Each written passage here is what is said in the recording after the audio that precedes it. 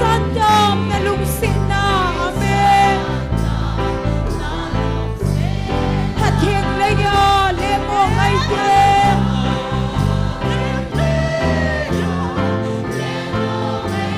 Levan mawin say phong solo. Amen.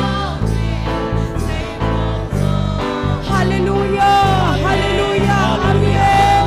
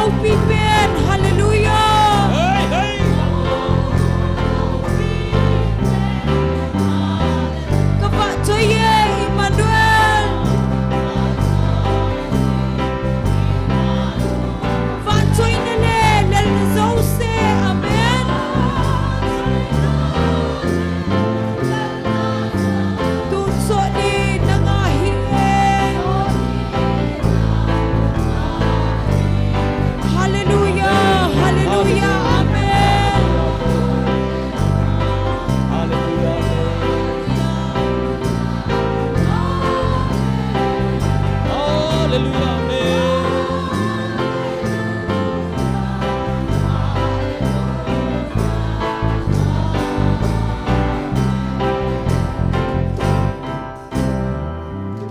Hallelujah. Pagaya pai. Pat Zosen.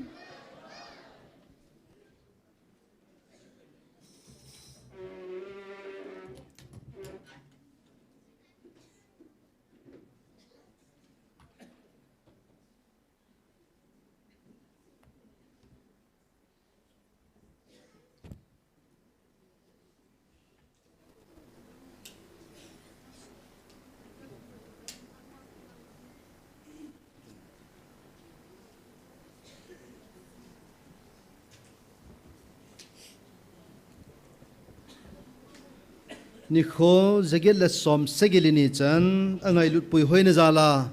dam sela tunia ang sungama wa choi la sale ang ataw khom thedinga dam nei piu pathin thangwa nei pi mas penove pathin kam chang ai ho pi naw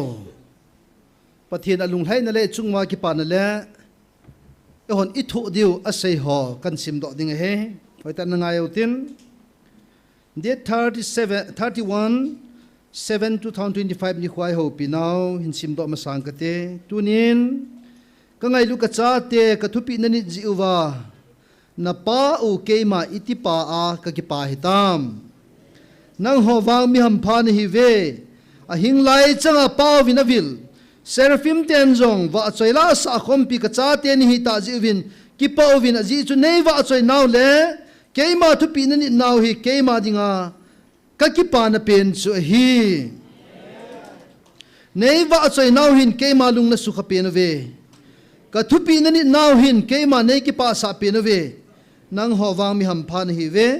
nang hoi hi chile sit lo dinga ka ko ka cha te bo nei po vin van munazang ka ko lo dinga ka ko ka cha te nei hi ve hallelujah Pathini wa choi naw le athupi taw na mei ti kong jing ho pathina ki pana alung haina alung sukha pe ni hidan ei sei piwin e ham phat na ho le sit bo loading hilu van muna ama kom aman ei hodinga sim pi na munang loading pathina ei sei pi ho e hamo phai hitamong ocheng pathin o za tam ta amin ahin aza awang wa zat thelo het thelo ta san thelo tam ta la i ho in het thewa in ta san thewa ni kho zagil som sigil ni chan pathian hingai taw theu amai wa choi theu i ham pha ve toy pathian i to diu i pi chui tho diu ham ti in sai pi kit now 31/7/2025 ni kho ve ve in somni langa le somni lagup na kan simde aji chu keima thagau ka hi in hizia chu keima lunglhai na ding le keima lungcham kim ding lungcham kim na ding chu nang ho thagawa mei na tiwa thagawa nei ho diu chu keima lunglhai na pen hi a hin la nang ho wang mi musi la tai tom na changwe aji chu nang hon jong na hetaw ve keima jong le si na kalen la ya si arin zong gi na nejin van vachan zong gi bu nejin a hin la mi hem chapan wang lungam na ding zong ananei lo a hi keima le si na kalen la ya zong hitabang ho chu kana ho pa a hi hi je chum tunya keima eita sana ei zui ho chun keima kabol bang banga nang hon zong hi china to tha diu chu keima lunglam hi bove keima ei zui chun keiman kapal ho le ka thu ho chu a hin thu jing ding a hi in hi chi chun keima ei ta san le ka thu pi nani naw phun do na hi bove pathin i thu ho mi ti ho nei musit na ho mi ti ho wat dai chan na ho mi ti ho ni chung wa dan i sem khum na ho khusunga ho bu sunga ei mudan ho zo si pathin na bon chan kin jong kana thu he chlia ka len lai tu ni cho sun na ho nan ho pa hi jin hi chu na thu gal kai di heti mi he ma de wan zo a ha en pathian ko ma taw na ka mangin pakai nang pathian na hi ja na zo hin ki ho mang ka zo po ve ka ki phin na ตัวนินทัวเจ้าเทนในเปวินตัวนี้ประเทศแห่งทูโมเตสลายมุนะหงนมจังเละหงเทโลอิจารมขัดตัสอาเจจูอาลิมาเมลกิเมลจีอ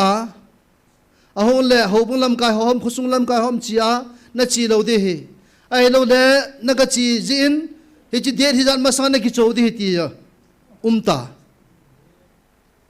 ตาวน้ำมันเขาจีพินักกิจอาดาฮิดัมตีเฮถ้าเสียนมเป็นตาเละ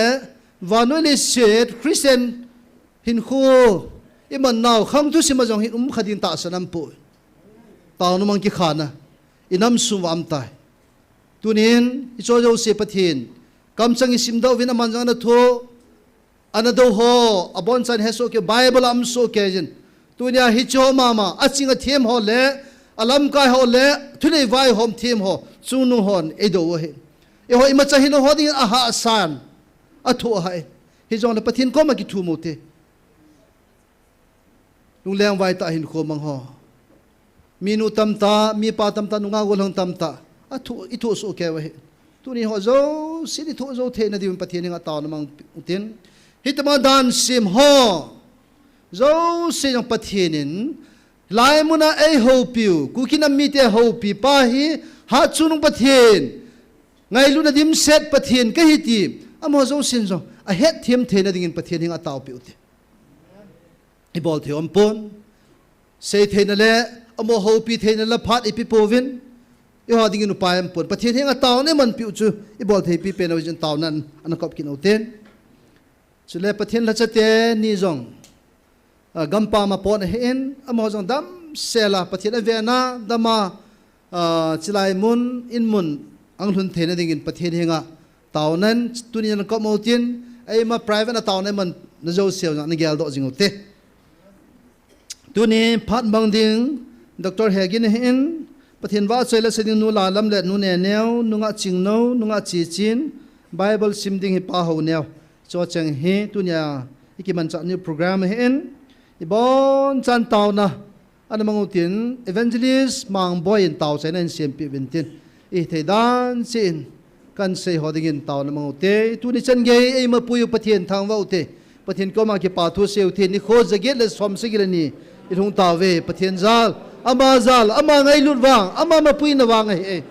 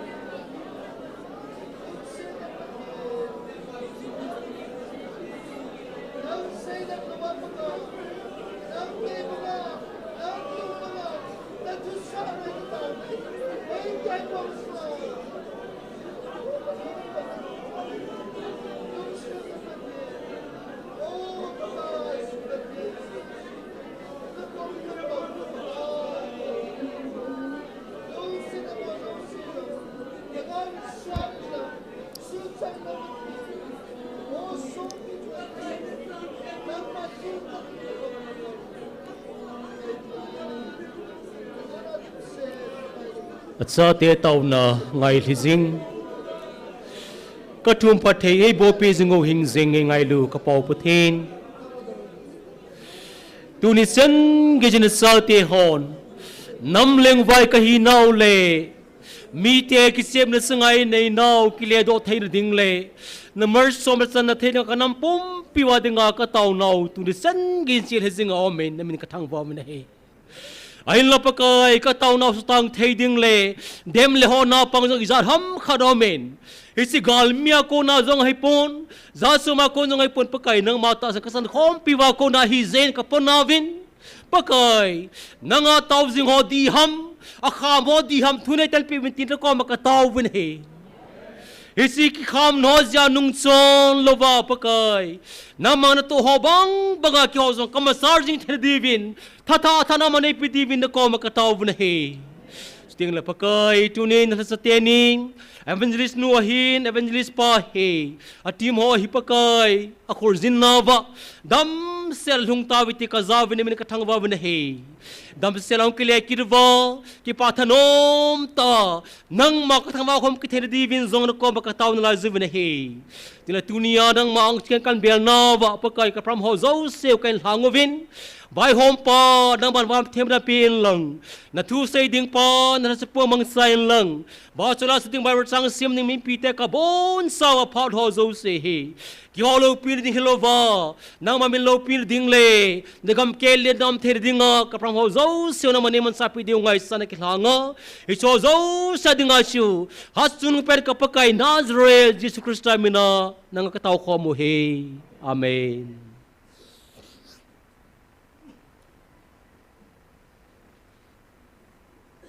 Bible chang sim dingin pa ho neon ko tinaman sim chai chai le nu la lam le nu ne ne mani pathin wa chailan sa pai dingin to kan het se mo cheng phat kan pi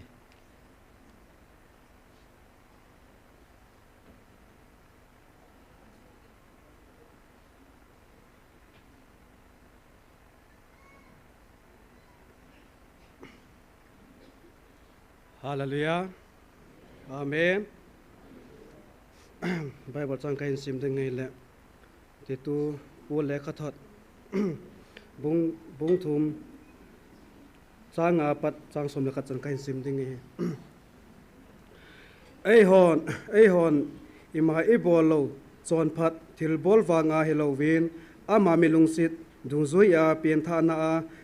asil a lhagau thinga atha sima e hu hingu jesu krista ko na hi chang i chung over le se na asun la a ei hu hingo a hi chu ami lung sit wanga them channa i uma ton son hen kem lo ken hep na dung zuya go lu a ei kisim theina ding un a hi chi thu ki sei a hi gin chat ta a hi chele aman hiti thu dol a hin thu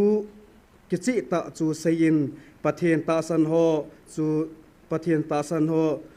chu thilpha bol lama makai jing ding gel leo kalung a hi hiti ho hi ama ho ding a phat le phat chomna a hi ama wang angol hui thu do ho le khangui thu kinil bautam dan thu dol a kina hi chang a kun in nang mai ki hei mang in hi chang chu a phat chom na a poi amo se a hi bo we loi tum bol mi chu khat ve ni ve nan nil chan kal in la te hi in hit bang mi chu alam vaya chule chon se ji a hi ti na he ama le ama them ki chan a hi thu thing si na pathin tam tan pathe bo pi tawan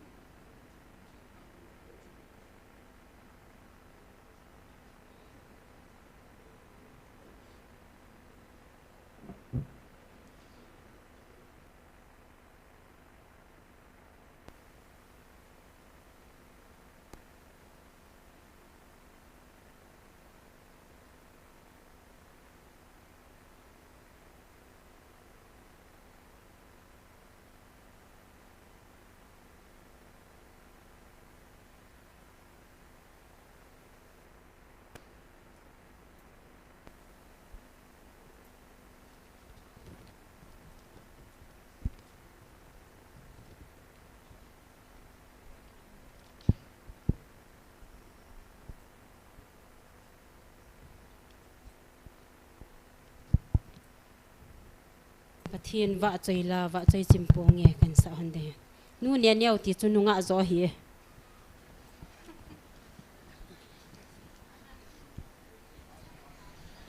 Hello.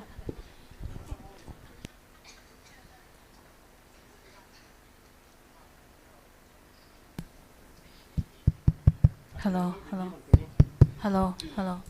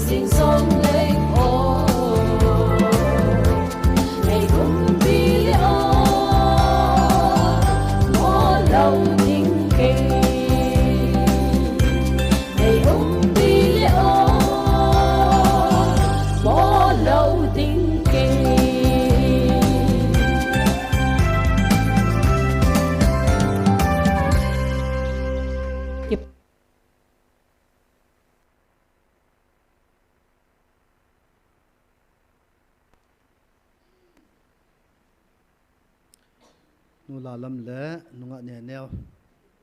kan phun khil ngai dam kan thumin ki pa pi wat san khun an beng ote nunga ho he pathin wa choila sa ha se man ki se ben la sila hin nu te hona ha sa en nunga hon na phayo nai pu ve nunga la sa them ho pathin wa choila sa pongjing dingin tip na kan nei kin ve pathin wa choila sadingin nunga ching no le nunga chi chi na manian ko tin ichi sunga chun pathin lengam na ito khom theinau ki phal na kham kham na sab khom kin utin nunga hon in don pi kin wintin tuin pathin wa choila siditiani phat kan pi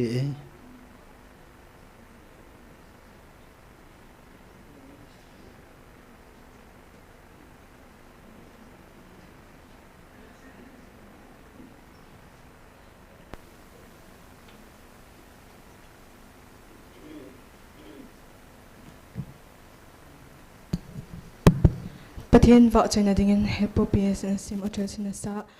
lopi chung nung pathian tila hin sange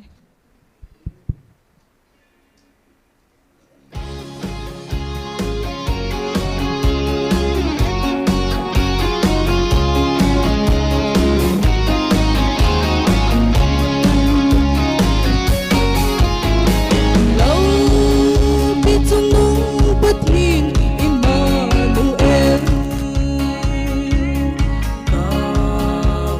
suy tân ti nay lâu đi đã lâu pi na vợ chơi chim dâu lâu cả năm mi bên và na và tiêu tiền sông ở thiên vợ chơi chim lâu cây hoa lung xuyên bật hiền cất thăng vợ chim bố về bất thiên ở lưng nung pene van xe ra phim tên sông thang và chim lâu cây hoa bất thiên ở lâu bi bên ai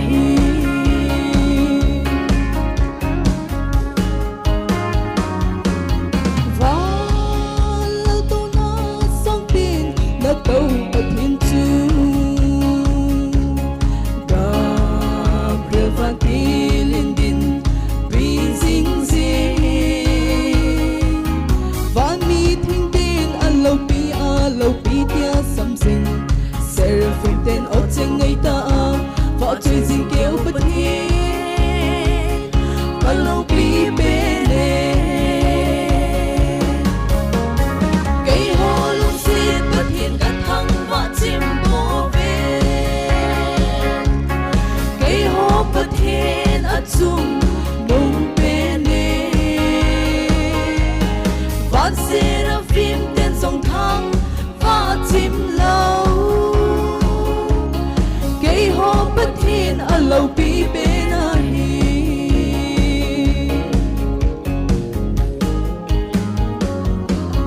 lâu pi chung nung im mơ Noel bất thiên thằng vợ lệ vợ chơi ca nôm riêng người mi pi asang in chung nung Emmanuel bất thiên cây hoa bất thiên thằng vợ tao đi Hallelujah cây hoa lung xin bất thiên cắt thằng vợ chim bố về cây hoa bất thiên ở chung nung pene van xe ra phim tên sông thang và chim lâu cây hoa bất thiên ở lâu pi bên ai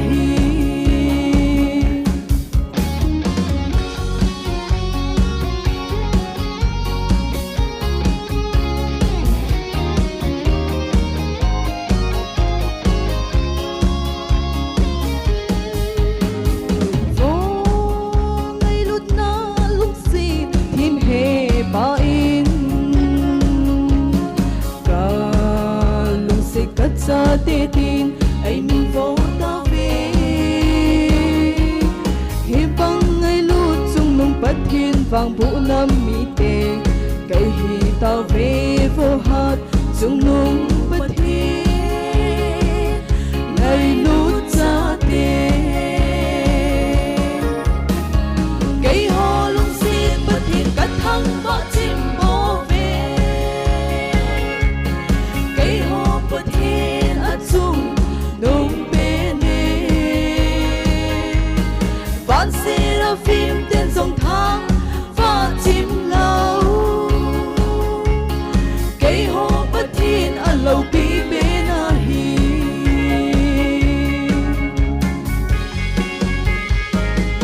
vợ trời đang sáng nào bất thiên bất thầy bộ bi dinh thoại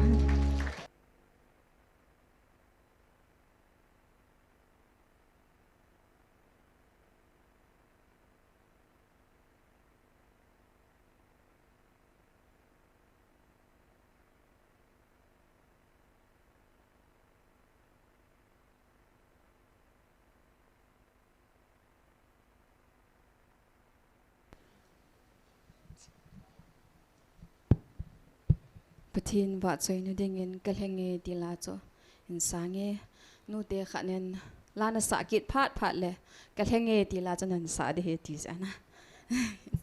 aso te tin sa khom diu he a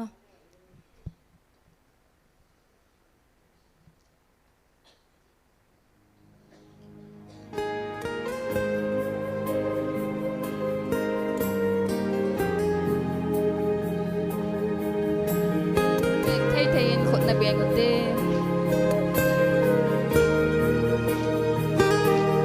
na thu hin ei ha mun si na o hi ei ha sa si hi lei se gong du sa ngin na ngai sang so na ngai lu thu amen na thu hin ei ha mun si na o hi ei ha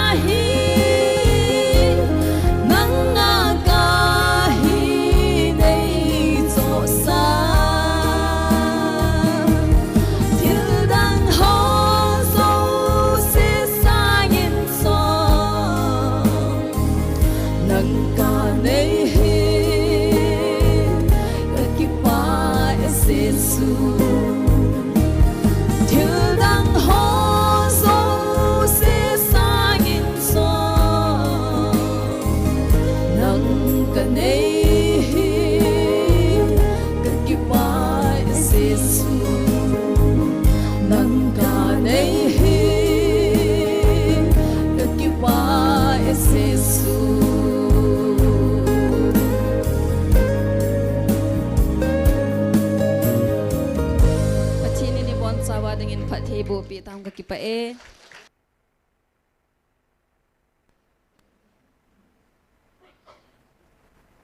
nunga chingno le nunga chichin mani ki papi wa san khun ha beng na beng kin ote ading do the chan an ding oti ni to naw so tan dr punin din sa tho tho de wa he dingin pathian lopin an sam phong otin ading the chan luk se ten in lim pi wo ading zo lo ho wang kho poi han lang ho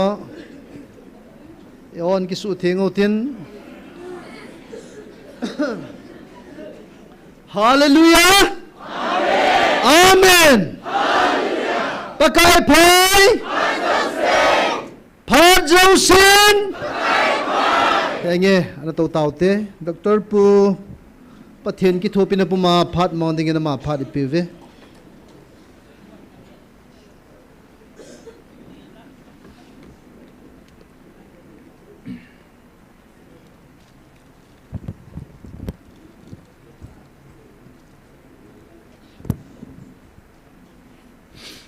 tao te pakai kaki pau ve pakai nangin nei lung serwa mi hiza hepa nangai lu na ki het a pakai nang ma to ki polding le van mi te le van til hoto nang ma wa chei khom dinga hiza na hin pui khom zalin namin ka thang va e kalau wan zawin pakai nangin nei piu ve ka filu ven ka ki pau ven namin ka thang va ve pakai tuni kho in nangin nei ho pi no mo ven heding wa thil poi mo tam ta na sei do no me ichin na dingin pakai na chani din sa tai ninga kong ki thane kal ha samna kal hindel na ima zo se jisu min ani ngai dama pakai pa jisu ti sana nei toma pakai nang ma man cha the ani sima tuni ko nang ai lu na cha te pakai nang ma oza ki dong le chi the na dingon ka tau pe in online ain ve hole kon nga hin wedding ho ading azong pakai pathibo na chandingin ka tau pe pakai ka samna zo se zakai na hinga pakai na cross bunga hing surrender in naman cha dingin jesu namin kong kilhane amen bible mun khat simote emun ni mun thok kan sim de he khat na hin genesis sim tilbu bung som le gate sang som le lina bible choice of saying khat ve hindom sang vo Bible choi atam the zeng na ki pau me pathen minin thang va ve sem tilbu genesis bung som le gate sang som le lina pakai dia ipi ha sa umam ka sei sabanga khove tu lai phat le ka hung teng sara in chapa khat a hinding a he ati pakai dia ipi ha sa umam ka sei sabanga khove tu lai phat le ka hung teng sara in chapa khat a hinding a hi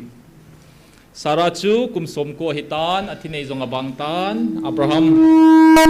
chu kum zakhat a hitai hi che ki sia hi sara zong nui zabe sia mo nu ya hi le van thil chun na nui ham pin na nui za na man tia le ka nui poi tia ki le so atha san lo hi ai wanga pathenin nui sat in ta san hi zong le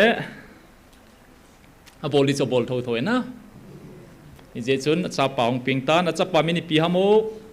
Sunday school student ho Abraham cha pa min pi ham Isaac na Isaac piti na ham laughter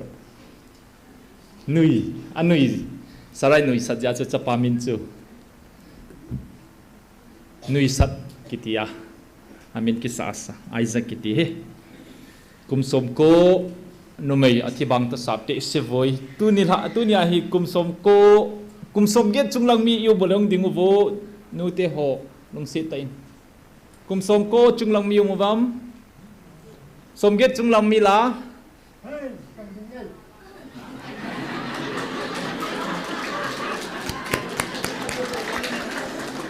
tu kal nu te ho chilanga to talo di chilanga to di he tu lai chilangi pate to na he on henge he puzalin pathemini thangwa ove pi hile koi ho ham ki seile ala asiat ki dian pathenin cha nei sai na ti jong lai hi mo hi poina pasin tenin bol mo nei poi ti seu hi tu ni ko in kum som get wa zong yum po ve ilal be se je wa ti se be se ja hung lo hi vintin pathenin wang kum som ko sara jong cha nei sa the pathena ding ai pi hi mo mam Jeremiah chi ke hite so te ho Jeremiah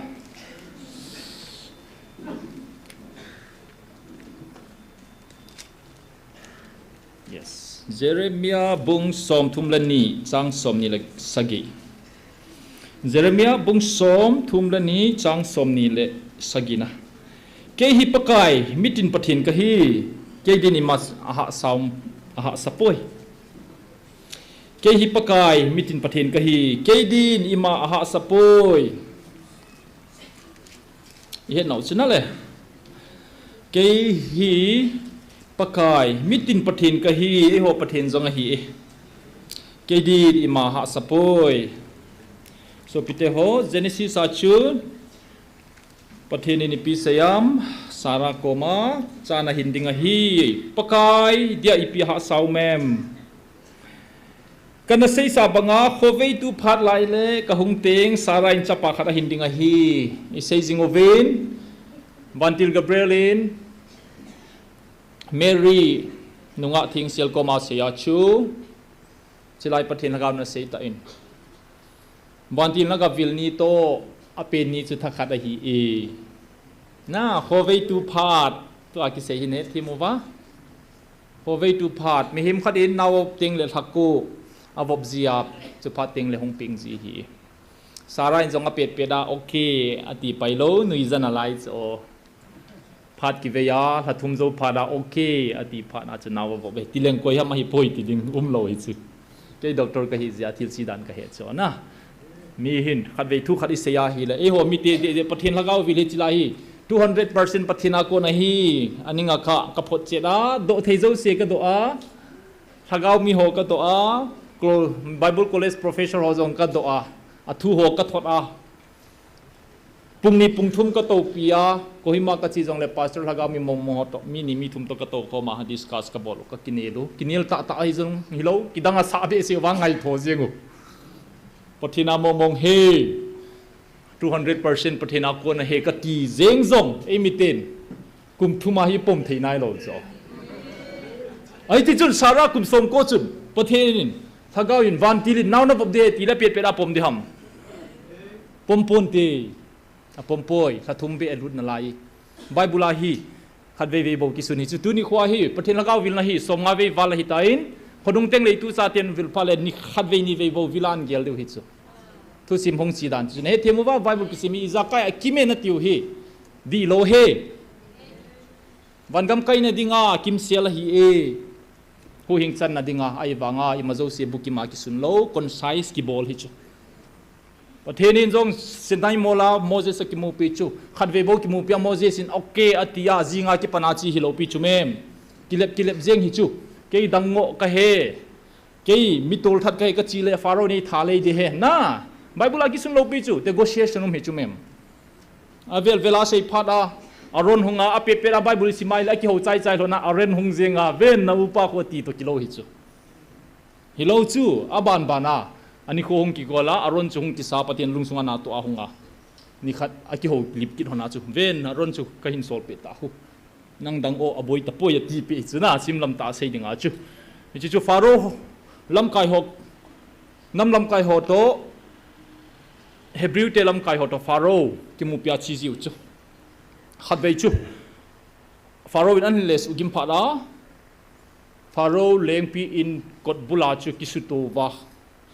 nam lam kai ho tiute ho het dan ding in cs lam kai ho chu faro to ki mu to zo ang lung hang ta hung po do wa faro in ato di ho zo se chu chang po jong ki hol thu diu che sem diu hi ja chu le jong ki hol tho diu ma sa chu chang po chu supply ki bola che le sem chu pau set dinga chu na brick feel bol chu construction na ding la e ho khanga se dinga chu to jong a chang po jong ki hol thu dingu che zonga sundingo hi chu ni khada mi khadin somnga nga bowling a hiai le a bol do za di ki bang tho tho di ato gono ki su gimpi ni chu punishment faro na bol phara chu lunghang lung sathi di ahung pod wai le ge da Moses to ki su to a Moses ko ma ipi khanong bol do ham ka po giu na hung suna se che ti chu Moses na be se a bible si ma hi na he returned to the Lord pathin hinga kile teach hoya kile ham sinai mola chi kira pathin to ki hoti na hi na avel vela pathin khopi ji ahi tu ni khwa hen ka seinom chu pathin thu hi pha ta analyze bol wa hi le akidangi 5th December chu pathin in Jesus Christian ape ni kho che da hi chu e hoi sei pe taw ve pathin min thang ba ve ahi chu hi zengi somni lenga chu Jesus Christ pen ni kho hi poiti universal truth hi chu koi zo sin ki ha ki he so ke hi iman mun be se jiwa a thai pom thelo ti thu bo hi chu sai pathin lagan chu jong chang thu sei chu Gabriel ka sol ni to le se da ko ni kho ki bang he 5 December ma chu kum kit he ti chu sara ko ma thagaw thing in sei vanti na sei jong chu kum kit tu phat le naw na nei de he na Fathum sungbe fathum gel la khone tileng Bible scholar hon proof this proof e bon na de knowledge medical dia chu na phat lu chu fathum lo e hon wang kum thumi lao ve ki pau me khut beng ute na be ta tau ham ka eng sei hi chu mem na I lo chal da no ingol da no chu pathin lagaw ni ung vilu hi tot na hi lo chu a hi mong hi e pathin a kon mong hi ai wa kum thum thing de hi tan a hi lo te sei na layo ven ka ki chat pen chilai su meetinga ho bung ong ki padi ka ki chat ja pha cha ka sei chu I bolun hi chi I bol ni niu le ahung so di a ki sei sa chu siwa ki pong do sa chu hlung ding ina ome e ho le wo ki su gi mi ve so pete ho mo hin thei po ve so pete ho long gel tain gel vin thu khat kain sei ding van noi thu so tam piu minolin sei naw hi tiu ve ola tu so la a kho pen daum pen khachi pi ham te le zan hi chun KZC in to gon no yin ipi ki bolam zan ha chu candlelight vigil ki bolena holai mona war of remembrance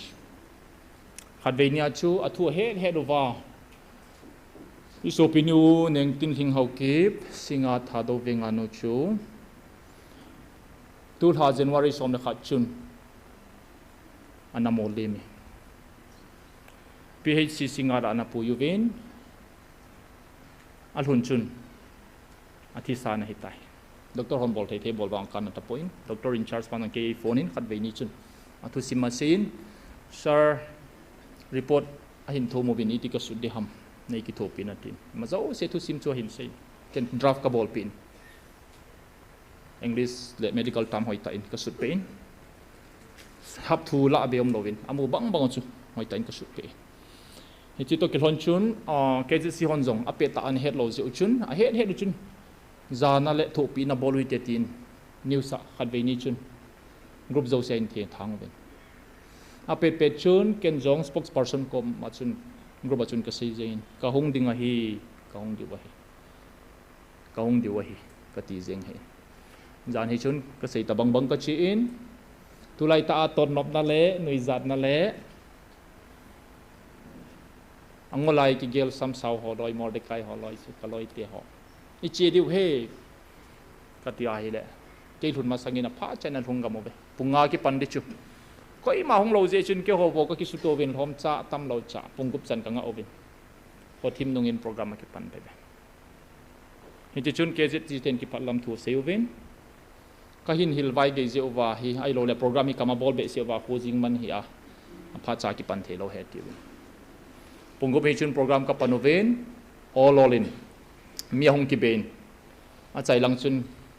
kadim hi ho na win mi zani ka lin diu ham ka ta san po china chun pastor koi na hong obam pastor na hong vai le stage langa hong to bo atina ko in koi ma hong do po tao sai na mang din ke e ngan siu ve lung na chim ta in tauna ka hin mang paten min ka thang vai ale so pite ho ipi igelo hitam keje sina ko ja ai chi diu ham aman hona ko ji ai chi lo diu ham ka hepoi hinla so pite ho ipidin munai din mong ham ti hi lo ham ka ti hi iso pinu thi chu mo thi jeng hi poi ning kuma zong a hi lowa hi le a ki su gen thei lai zong thi thei patin ani hing hoya I bola tu la khela chu be ham ti gel no da ding message suma hi so pite ho lung sit ta in ga ding uti bon chakeu namit singubo thu sim ka in sei de hi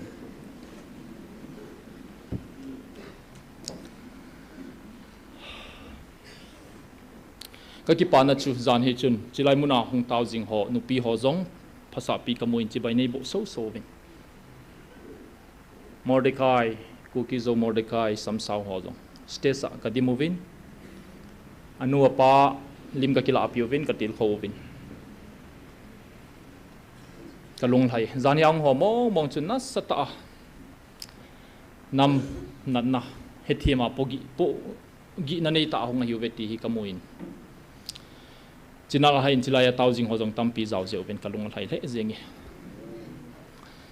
tuni khoin hichi iso pinu nengtin hling hau kip singat tha do veng tua kum somni hling bep chu May 2023 det som lali ni chun anui nong do na dingin suman thorin aje chu gal mei thumang ki pachun mei li chun amamun aloi te hokoma anato khompi ho to na tongin aloi te hokom parlor ana tong hi ji chun pangal ho khato ki popen ainu wa na omen se trigaw langa hi ji chun po do na chon na lap tapun sa sara chun ki sel thei thei na ki selin hong do ding chu chan sana vet jing hin anun suma thorin anei kham kham anu ho jong chu date 4 a chu gen thei ta farsemar langa na zamova anu chun na thu sima sena chun farsemar jong anne di jong kanai povin gen thei na sata kana thovin mi chu za chu ama wang chilai mu chong lung man ta point ti chuna ki sel denin ka inda ha vetin hinge tu ni ko in kana mi ten gelovin farsemar mi sang som ni thing de holoi chun tu ni khoi pilung put na neu ham ka hin do no mo be ke wang ka zau poi zong le na gen thei naun om jing lai win nei tinin rom ke in hap ta ka chung chu phone thei zo si ka phone in bol thei kana bol kin so na ha sat naw ka feel an ding in ding ziu ven jun thai tha na di zong om po in bunanga aziu na hile na kom na thun di pha teng ni ana beijin gen thei ta na nom win kang cha cha in gan hingdel na hindel open bulletproof gari ana to ham wa airport lung zo zo chu awang pha hing do chu na hi ham mo hi now sen ana sungkho gen thei ta uma dam zo lo wa thi zong au me ka he so pite ho I so pinu hi dal hai na nom ta in ana ki sel zengin som denin li ni chun ATM ma sum anu na tho chu kila do ringa chi na hi la gari ni hongin ahin man tawin me thei thi pau thim ta hi akile wangin al thil ho a document a check ule akile zo lo na ding be khat amu do chun aw den tai chi chun mera pai bis nup mi ho chun vote in a bovin je batin je bovin mo na nei lo nu kho he lo nu hin nom nu chu chon se ta bangin a je bovin chi zo chun arambai ting hol ho kama ga that do tawin tivin ape do ovin gari nin na puyuvin langgo langa puyuvin a hile thauging le police auto kinai be se tivin bisnu pulanga puyuvin that 14 ni chun za no khabai na henovin alu su pi un kho helovin awmen jingka lang go hong pin chip chip tan chi chun ong khang lowin chi chun kawa do no me tin ang kilebin thile titin mola kun ki chom lai ngarian chinga kun heti chun hong su chain so pite ho chom lam ta in sei taute gen thei ta in pathenin a hinga lai ding a dei ji achu ana so cho sa hin ni cho so an di mong lo hi tai me thal to dong su to sau hi tai heti chun kang pok pi chu kidang tai na hong longin kang pok pia konin gau hatia ki zending in an chiwin ti chun vel ni ki zenin a chiwin anaw nei na lang naw bulang ho si je chun thi kang thei lo ho lo len na chom to tu ni chan hin ko mangin dam thing thei point akinga isil he jingin a hin nom tapon a phat in anu henga seizin anun minute som nga da ha jong le nu ko pai jingin zan te le mang se nei ni ti chun hin ko gen thei ta hin mangin a tho zo ta point anun zan hin chuna sein Dr. Pu nang ma sei zo se jong ngai jing hi na chu sei nu kha pen jong hin angai ye tin kalunga nang ho taw namon ko lamon PG hi atin chilai mo jong counseling ka hin puyuvin taw namon azong tambei pi kaung ubin hi chu ka kil hamon naw he ati hi ti chun kingai shet na chun apumin atom tain setani na gom ko malai iti chun na satan kingai shet na chu alung chang na hin nei lotan alung chat na pozolowin apo ki tain 11 January somlan khan ni chun alai shet hin ko ahoi dilai anunga dilai anop sa dilai ta chu manop madain achantai so pite home to light in popular government bolding kiti hi isaging ovin ke political scientist kai point ima thu ka he point sim thei thei ka simnan do thei thei ka dong lekha ki sun ho article ho pa simina hi la hi chi wang hi he hodinga thil pha wang hi lo dinga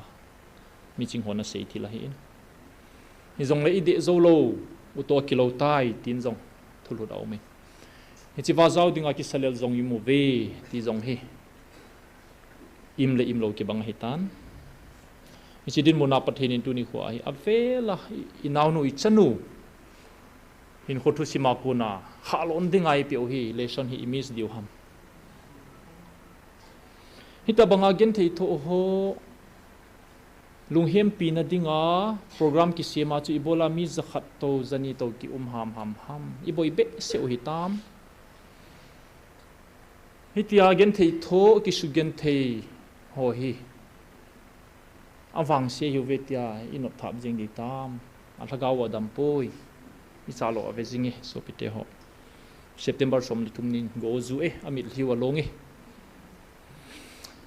kanam mi te ho kan se a hi dan hi jong chen ka tauna taw to message pe ka ko be pathin ko na hi chi amo ma hi poi hi chi ei su gim thing ei su gim bolo mai lei ho to ki khen thing dinga pathenin ei de yuwa na to hin hi chi he them lo wa pathin ki sim phatinga ei tun do no mo wa ki sim phatinga ko na o a hi in tuni khwa wang sining ting thing a hi in nang le ke jong wang se thei hi bin hi chi din munam le koi ma so se di de lo hi tha chi mi dingai go no ni sunga tha chi mi dingai go no hi in tuni khoin iti tile tha chi mi ding go no ham tila pathin teu to ki tho a mun tina ei tinu wa phai sunga cheng se kha cha hing hoi lo de go hi po be hi jong le pathin teu chu pathin in hin kan chomin chilai mona na tong thei lo nen koi tai hai chi ji achu ato gonzo se na boya chal ha thei lo wa mi chu za chu asanga sim thiding lai chu hom thona lo be a zakhat sanga thom zo chinia la me sunga chu ithiu he zakhat ling de hiu so pite ho tuni kho in hi chi pathin chun e ho mi phate hi po ve iki he so ki khen tel sai velung se thei hi po ven hi ji a hi jong hi thiet I chano hin hi jong le hi chi gal hi god na hi le tuni khwa iki chai deu hin pathin ko na hi ja tuni chan ge a chance e ki pe na lai he chilaya pathin hat pen amhon a ho chu hong ki kan chomin ano padain ato gonzo se sei chain a he chen hon a khol chen hon ka sei zingovin ke ma ta injong ko sei ji thoin jong I bolovin a khol chen lo ho eng set suma chat lo ho zo tu ni khoi na thu pi sai ni gel tawin so pite ho pastor tam pi jong hola cha tam piang ka hinga pathina kon mong hi ti phochenin ahong seuin chiwa bang ahong ngam po tu ni khoin ho bung in jong chilai mon ni do jing tawin hi le so pite ho pathin ko na hi je chun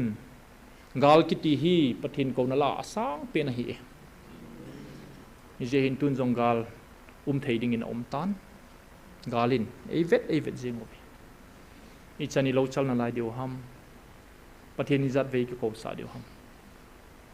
I chanu thi na hi ga gelovin so pite ho mi hem bola ki bol lo hi sei ki dingi meili pungthum don chun ingai lu ta uso pinu mei kum som ni le khat le kum som li wal nu chu a keu tolin lama zot sauven vano ya khalo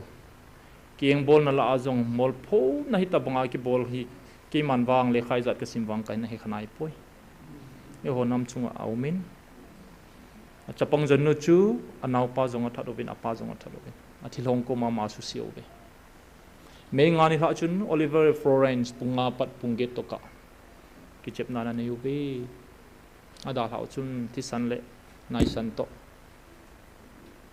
along kangobe May June tarik lini chun ton sing hang sing alu chang hi kap khai anu Lydia le aloi nu mina to ahing changin ambulance wa hali ove gan hing jing jong a cha jing jong koima ahing changa ke goli ka he khapoi wo cha iki honun sai ki honoven ahing changini hali khapove ben so pite ho hita bang chu hi e mi honei Vietnam naw le mi hema jong ei mulo hi June 4 ni a hi in chi chu July 2 in David Thek chapang pata gol hang pata hoi lai touch amanoven akut veilang atan pe oven azet langain nakut veilang chun manin lai na ti oven ala san video lawe chuna zet lang atan kiroven akura kenga hing lai na tan pe oven a chai nai na lolatan oven ata sa zo she chu hal hawin a lol chu khat pa na khudina khain chem to thopunga a khai hichi a ki chai lawin November 7 akum kit kum khat wal nong zengin jong a chalo wal naw ki si taw le kiloma hin ki si de poven November 7 2024 ni chun iso pinu zo sangkim mar kum som thom na khat no chu amal me changin khain azam thei ta point ako ki bulo in chichun azipan naute ga tha doing ga tin nang naum puing ti le ong kile chun ana tapon azingin suced bolgim atonungin ata sa lai se ki hal hain alho bo jengjong plastic khada ki koin mel se time athilong angin ki dome chukeu hilovin mel hiten tapta zenta kumar ki la sa thimpen ani pawn jong ku kilen song atin ei ho bu da daning la asimin series som ni lang asim do tai alena niawina sawe ei ho mu danani momong ahitain masangin ei mite hi minai macha inati povin how macha thinglang mi zo se khang to lo za tin monium tai ne na ko vin ke ma tai jong tho ha ka sai tun wang how macha jong i tinom ta pove minai macha i tu minai macha ke ti chu so cha te ti na hi hingjing ha chung nung pathin ki howa milim hotin so cha te ti ju thil hi thei ham asu ti le he chu to iti dana ki vai hom na khada te dinga iki ge ha theu ham ale ha chunung pathin ho hi lei bolai ho chu i din zo lo ham koi ki cha do ham apathin teu ki kan chomai chiwa chapang ka ba kap ta a tu zinga jong na tong theilowa hen dena ta a ho te chui ho di bolai ki cha do wa hi te chomai phai hol de ham so pite ho tu ni khoin apathin teu nei veu la ngoli sa diu dan hina hitabang him ho hi ipi mi wa me ti teu hi so pite ho ke sei thim wang ke sei mo wang chilaya pau hil wang bol hil wanga a hi chu mangding hi poi adi na chu su mang the hi lo hi pathen to gona nei ye inam pio tun no me hi chigal hi kisim phan na ding a ko na hi mi malai kisim phot nga ye whatsapp ai nom do bi sevin hang sam ta tain thu sevin jan hi chun whatsapp ba pawa thu lo pi ta la se khat cha ka mo hi nanu meyu min ki chepna ne ya ata sa mahazong dam thei dam mo azen thei zen mo ki deng ana alung thim wang dam do ta lo chu tu ni khu a ven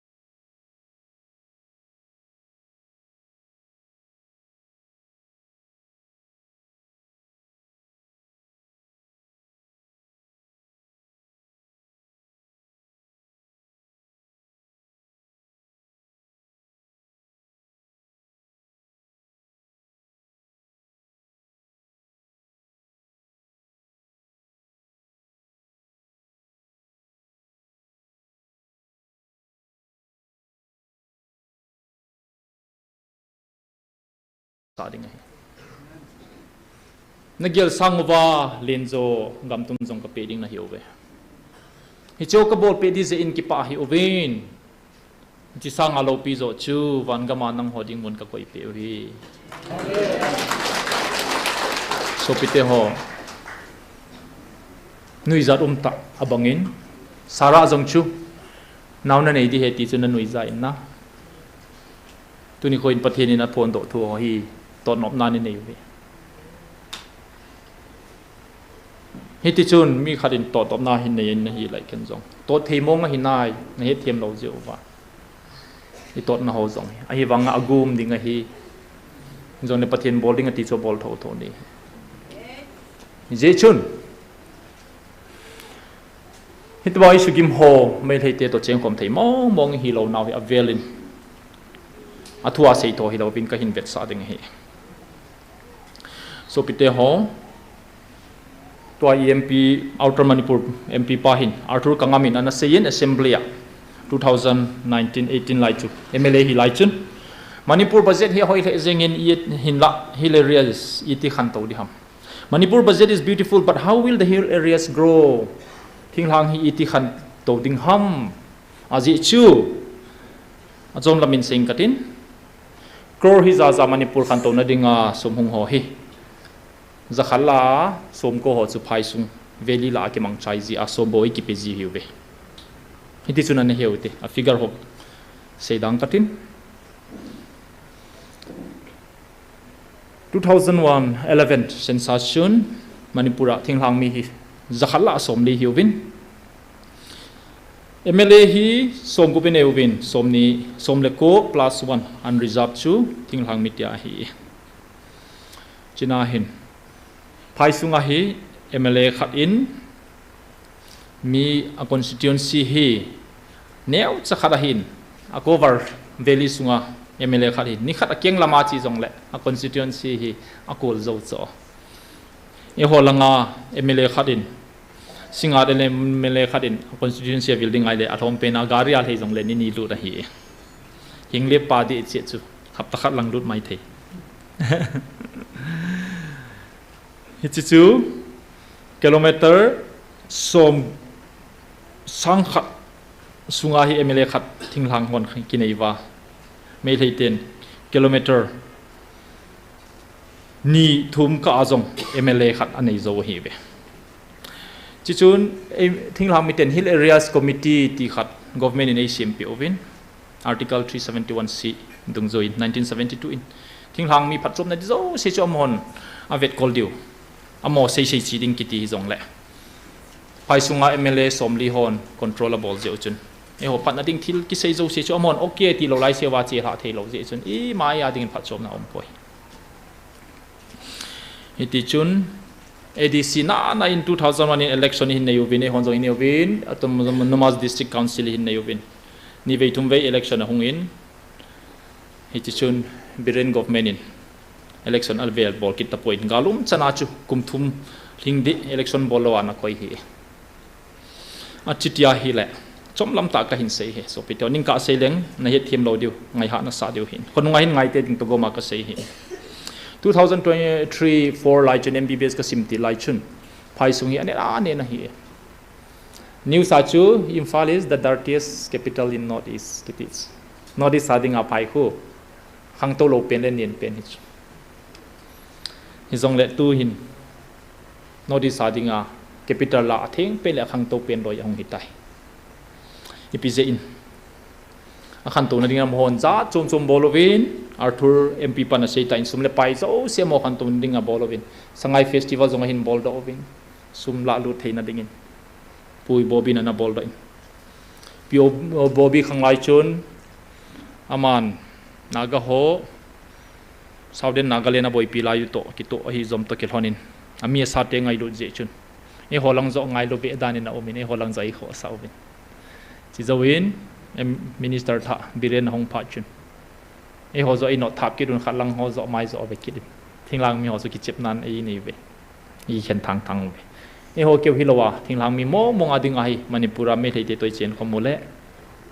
khan to na di lo ti na hi jeng chichu hitain college kiti hi higher secondary ti phale class 11 12 ki sim theina chan chan khu government college higher secondary kiti hi chukiteng le government college ti phale BA MA ki sim na the manipura hin college somni le government na aumin chila hin som thum le nga aumin chila hin somni le gop chu velia phai sunga le kim vel aumin Thinghang district som aumin som la chun college ko bo in ayuve district khat khat Herzolin college sanai poi higher secondary ti hi som ko le ko som nga le ko aumin izwa chu college kati hin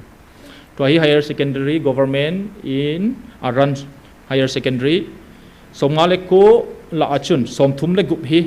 valley district phaisung district ho aumin som ni le thum bo hi Thinghang ho aumi MU kiti hi Manipur University kiti hi masanga chu Manipur government na vet kola service en langi pi kila hi zongle sit zakhat umnala chu som thum le thum chu Thinghang mi ho ki changji hi tain na satai nong ki peuvin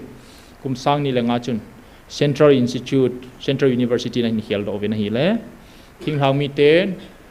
som thum le thum zakhala som thum le thum sit imu pau chu service ong ki hol phating le India pumpia hi Thinghang mi hi 7.5% ki hi chu zakhala 7.5 vote Thinghang mi sit ki muji hi chi chu Manipura apply hin bolwa hi le e ho ading a chu som thum le thum sit mo chun sagi bo in moding hi tai adang si chu mo ki chan taw chita bang bang chun rims jong chu som khajowin 2007 ken MBBS ka chai kon chun centralize ong hi tai sit nurse ahong kilain kayum kachai chai chun som khat zoin nurse ahong kila chun masang chun nurse kila zong le mi zakhara kila hi le Thinghang mi chu som thum le thum ki changa naga le ku ki ho ki hom ji hi zong le April 1 2019 chu phale ken kan dal ha zo zo chun nurse hi recruitment na hin bolve na hi le mi zakhat le somnia la law ba chun Thinghang mi get bo a hin la taw be adang si chu me le hole All India Central Institute je chun gamdang mi ho jong apply boarding a phalovin Kerala akun nurse on jong service ong kila theovin mi nga mi vele nong kila ovin hi jong le service ala phadovin gen thei tai na su gen theovin a hi le om thei ta povin anda ha kidovin asido aveket kidobe Tichun Zanim sa naga hin tong kiden hi le 2019 in annual report ku study ka hin bol kiden hi le magazine khat omin chila hin assistant professor ke holoi ke rank ding chi chu hi in assistant professor ki hi professor no ya a step ni na mi zadwam ti hi ka hin khola hi le Zanim sa hin assistant professor hi somge lengao me 2019 chun somge lengal a chu Thinghang mi som lenga bo min Thinghang mi som lenga la chu Kuki zo community akon mini bo ki uma hi Nichila chu khatnu chu eye specialist in to ka pau man pa hi manga hin aji pa me lei he kit so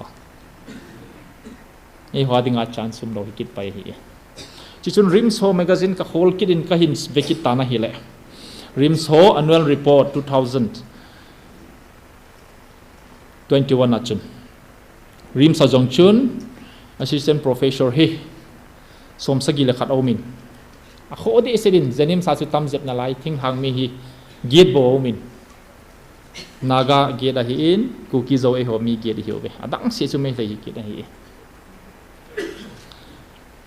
Hiti chun he diu khat chu MBBS chai phating le PG ki tin chin exam ki to ki la MBBS muna ding azong tuition ki la le kha asima ki sima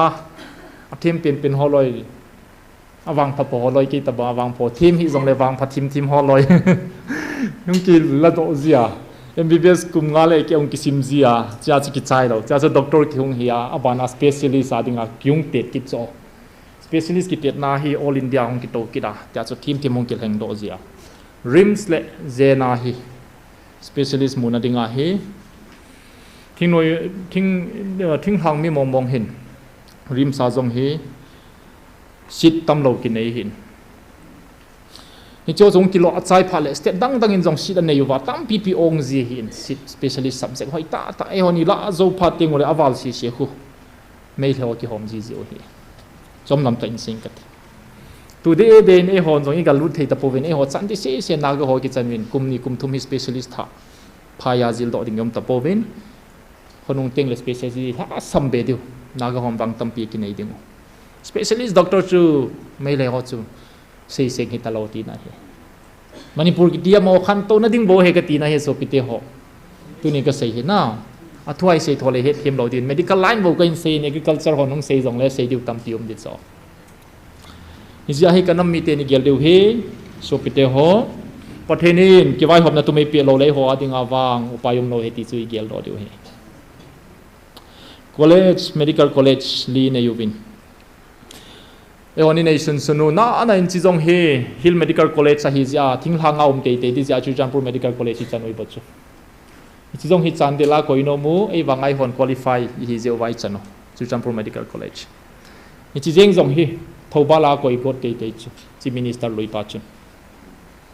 ai wanga hi la ding hi jai chan ham ya di mong nga thilpha dei lo ti na hi hi chun MBBS entrance ka bolai jong chun ka seiji tain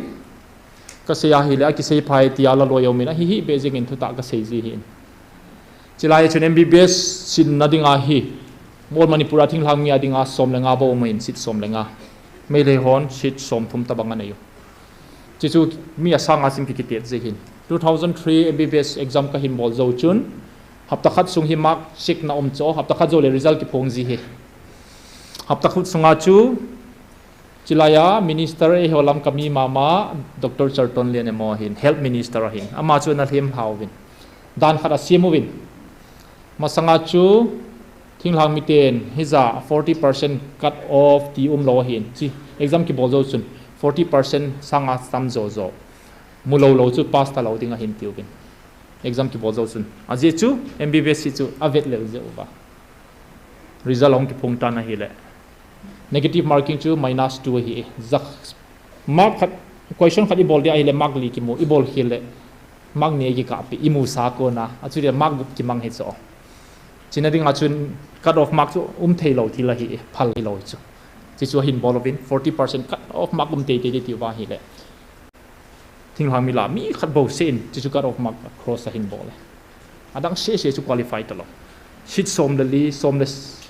li chu amona kila go do ta cho hiti chun achum chulai tribal student union na satai na kipinovin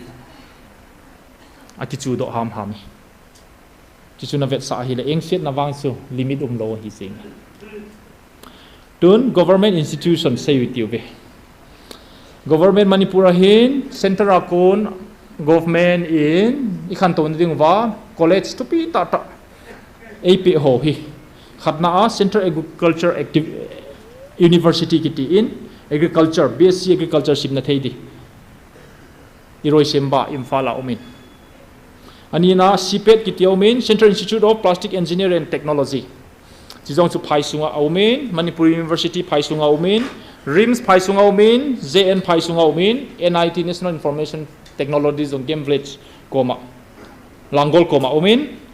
MIT kiti zong game village koma tichun chutengle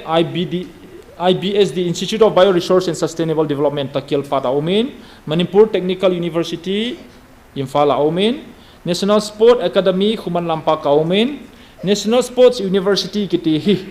thinghang nga koiding ago du le anom povin na boy hoi na laita ai mite chen na to mel hete ki chen na gam gi laita koivin tu chan ge na su sam loin om na lai Sports Authority of India saizong Imphal omin hewin KHOMUNNOM pa koma CMC Chuchanpur Medical College to aka sei pen chu akham zo lo chi ovai chan ham bo chu thing hang mi ten ki nei hi nagati ading zo ima chaum de poi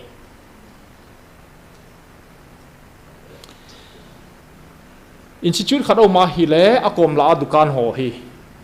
business hingjeng hi cho MBBS ka je lai chu phai ko RIMS ma ya dukan ho pan dukan bol pa jong to hi bookstore ki hon do ta na restaurant neu chakhat pa zon chun hoi ta smart the to cha hi le khan to dan dan khu hospital kharo malia ninga kim vela chu business hingzenga cheng thei jeng ich hi ja hi e hodinga hi khan to na di mong mong lo e ki gel pe lo pe zong ai pe lo hi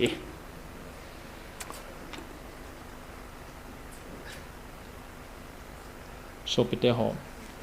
chikal wala anop no mai sei de novin ka ko mahin doctor ka hi je chun dam lo hang ki puijin chapang a good night ho adi seda e osteomyelitis ki ti ve ta bone infection ki ti hi ta sa ha lo ji a hung ping ji hi cho ni le cha ki su lo je he pu chi chui pitiam le anu la pan chi pa he ki su kha po po le dam mo le le ve se le ya ti ji wa mi ve se ta he ti complain a cha te hung he se jiu cho adi ta cho cha te ne le cha hoi ta pe zo lo je wa a cha te chu ve se a doctor kom pui pui ngai hi chu men tuni khon thing hang mi te hi khan to na di mong mong e ki pi lo je wa min mo wa gam ti ni bol wa le amon no no sei nai ne wa narco terrorist ti wa illegal immigrant ti wa poppy cultivator ti wa a China so cha te i vai sa be se wa so te nei ti ki ro hi a chu tia hi le so pite ho Dr. B.R. Ambedkar na sayin e ho constitution sun pan the stability of a nation is determined by the mentality of the majority community in that nation gam sung kha chu adet a hoya khan to ding chu chilai muna zat len ho lungpuri na po e ati hits manipura zat len pen mai thei te hiuwe amohon ama ding bo gela hitia hi zadang te vet le muwa eng bol bol se owa tu ni khwa hi manipur hi boi nai na dal ha lo hi gal ma sang jing a jong I chen khom wang ham wang win economic blockade e honi bolo le naga hona bolin naga hona bolo pha le honi bolovin ama tenin bolo pha le ki thoi ni bol ki rovin e honi bolo pha le me thei te no bol ki asu sa lo state chona hi ipizein hichi tu ni khwa e eng bol teo lungput phat lo je hi hichi kum hi za hin tho hi ta cho na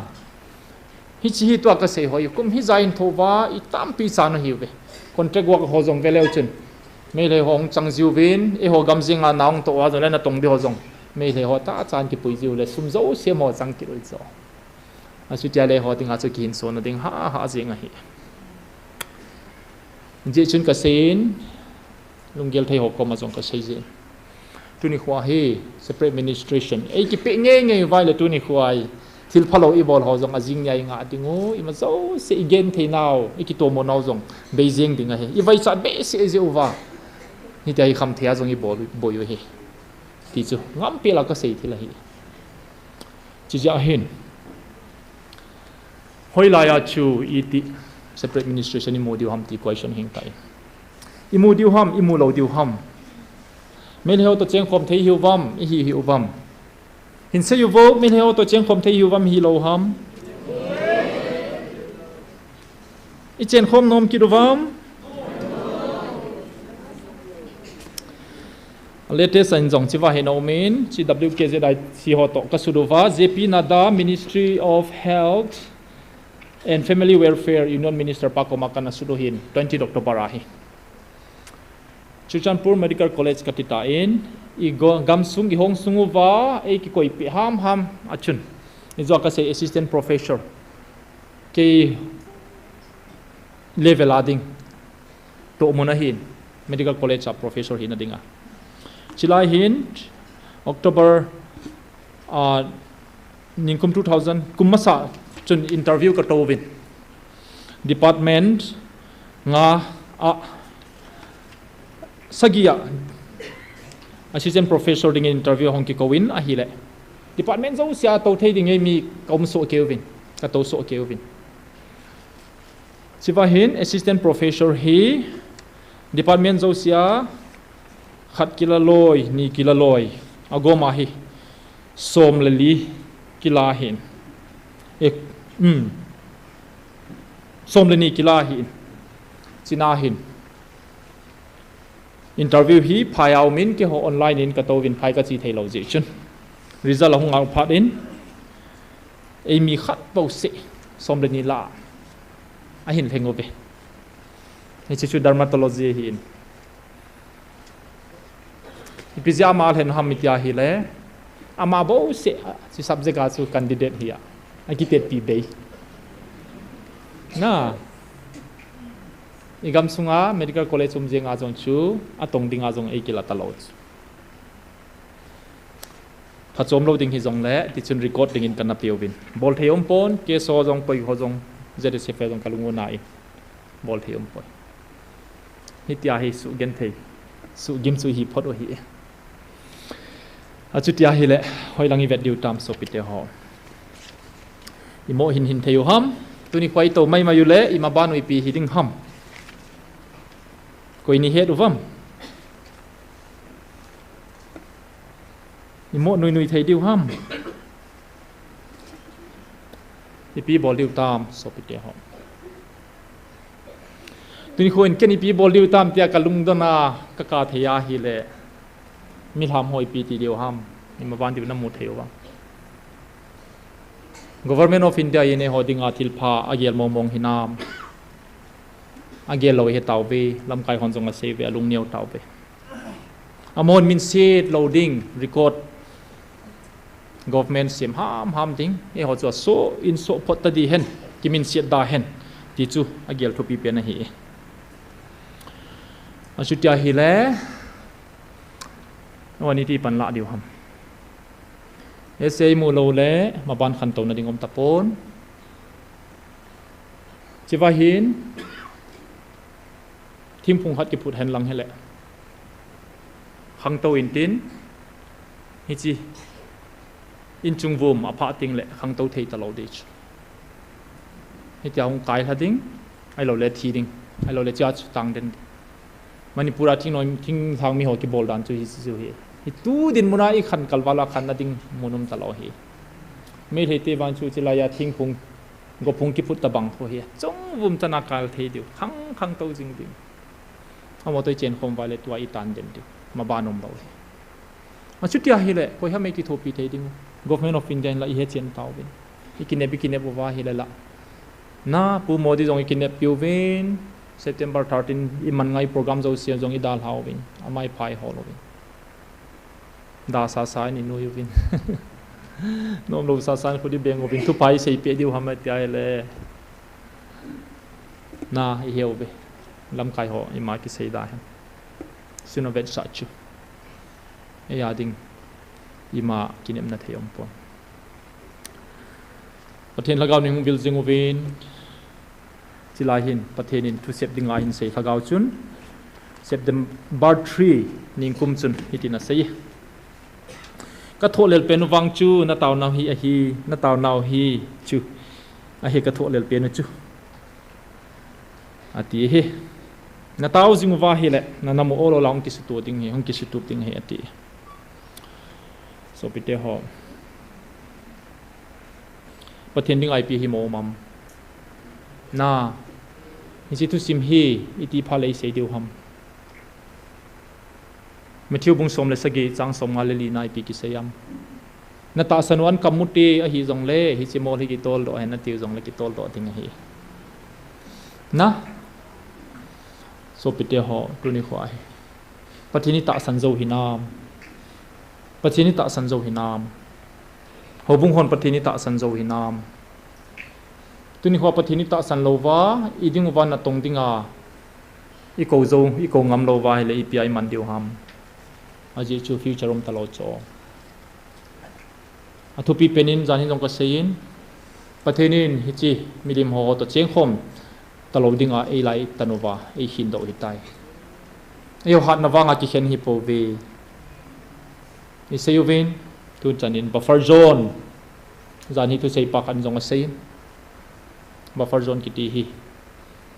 government ho sat na pe na hi chi su mang dia god he popular government au ma hi le cho se su mang ding all line god ding chen su mang wala thang a hi thang I kampiu he ti cho ngam pe la se hi so piu pai ti te lam kai khalina se chi buffer zone hi ti hungum ham ne he do wam so pite ho Patini dimpiu amel mateo kanchoma koya May somthum nia chufchilaya Union Home Minister Puamit Sa Honga Chilaya apathin pau Chikan chompan apet peda thupon na aneya kipon na neya amon thupon na bol po patin sin ti cha cha sei jiu hi nagam vai bo pau tunia hong pa jong chilai mun a hong lhun lhunin na pathinon nang hong ngai lut na tumbe thagawa pe atich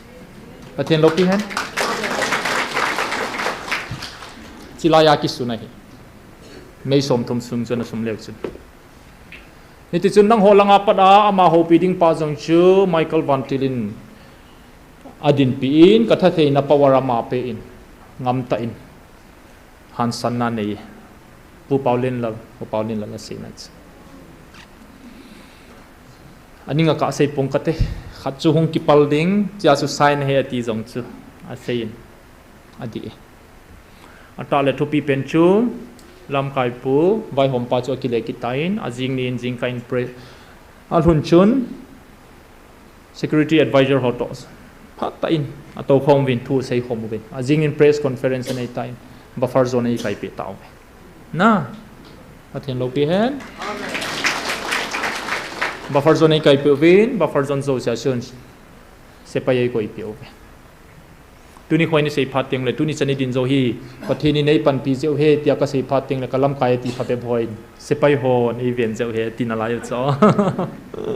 emele khat pa kawang ka sei zanga le se pai ho security center for sojai din zo hi e ho hi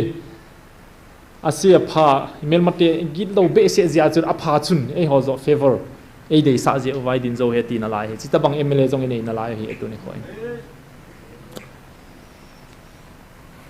chu hi so pite ho yati le buffer zone thei ham pathenin lam kai pa lung sunga na to je na ipizia na to thei ham e hon pathen vil nai ta sanuwa a sei bang bangai taw je wa pathenin na to jing he chi buffer zone hi su ke su bang dinga god jingo he tu chana hi a bol ha sape na hi alona je he lo hi tai government sima olola noi mangding a go hi na so pete ho kon khat holoi jong i seuvin e ho keu sang in me leite khan khodi jong ai ki phin naw jong adi ngap sa e am ho chen na dium talo pi khula tin ilungim pi kit na la yo be tun ka seitan amon kum zakhat na tong hi jong le ne seng lo sum le pai nei taw ka seita chula na hi chin sitin son zo sia hi awai cha penin jong kini sona hin sona ne chumem on gam hi te ne ven muchi tu di lai pe po ven I hin theina ding ven government in e hwadim pom thing lang lo hloa hi chin tu vo aga pha le zo thei ding tin la gun chu ta ki ta ta ini gamoi man cha pe po ve ni gamoi thing bo se ke ding gam sa ha bo ke ding a chei koi teu le na ino bi daw vai sat ven thei be se pha do vai hlep na hi a do zo lo khat le niu ma hi si ho zo si ja si bon vai min che vai gamu chai hi Christian ki ha pathen hing hau ki hi a thi na thei poison pa e hon pa pa I ti win pa cha ga ti no in poison pa I tu cho atu hoi mo sa jeng ki do win ken wang chu ka khol tu in amo wang judge ka bol poi tu ni khoin ka pa jeng jong tu khangin kan anadam hian lang thing hanga cheng hiulen ka pan wang hi chi pa chalai ho ya bol loading hi kalung gila ka he Christian hi chi hi bol khel ngai lo hi hin la bol ho chuni PGI bol ham te le to thu sim ka sei ho zo se chu ya di mong ne dingai pe lo pha do wa ino pi da a phalo hen sa bol ki ti kal wala gaw sam hi lo ding hi mi min kho a so pi de ho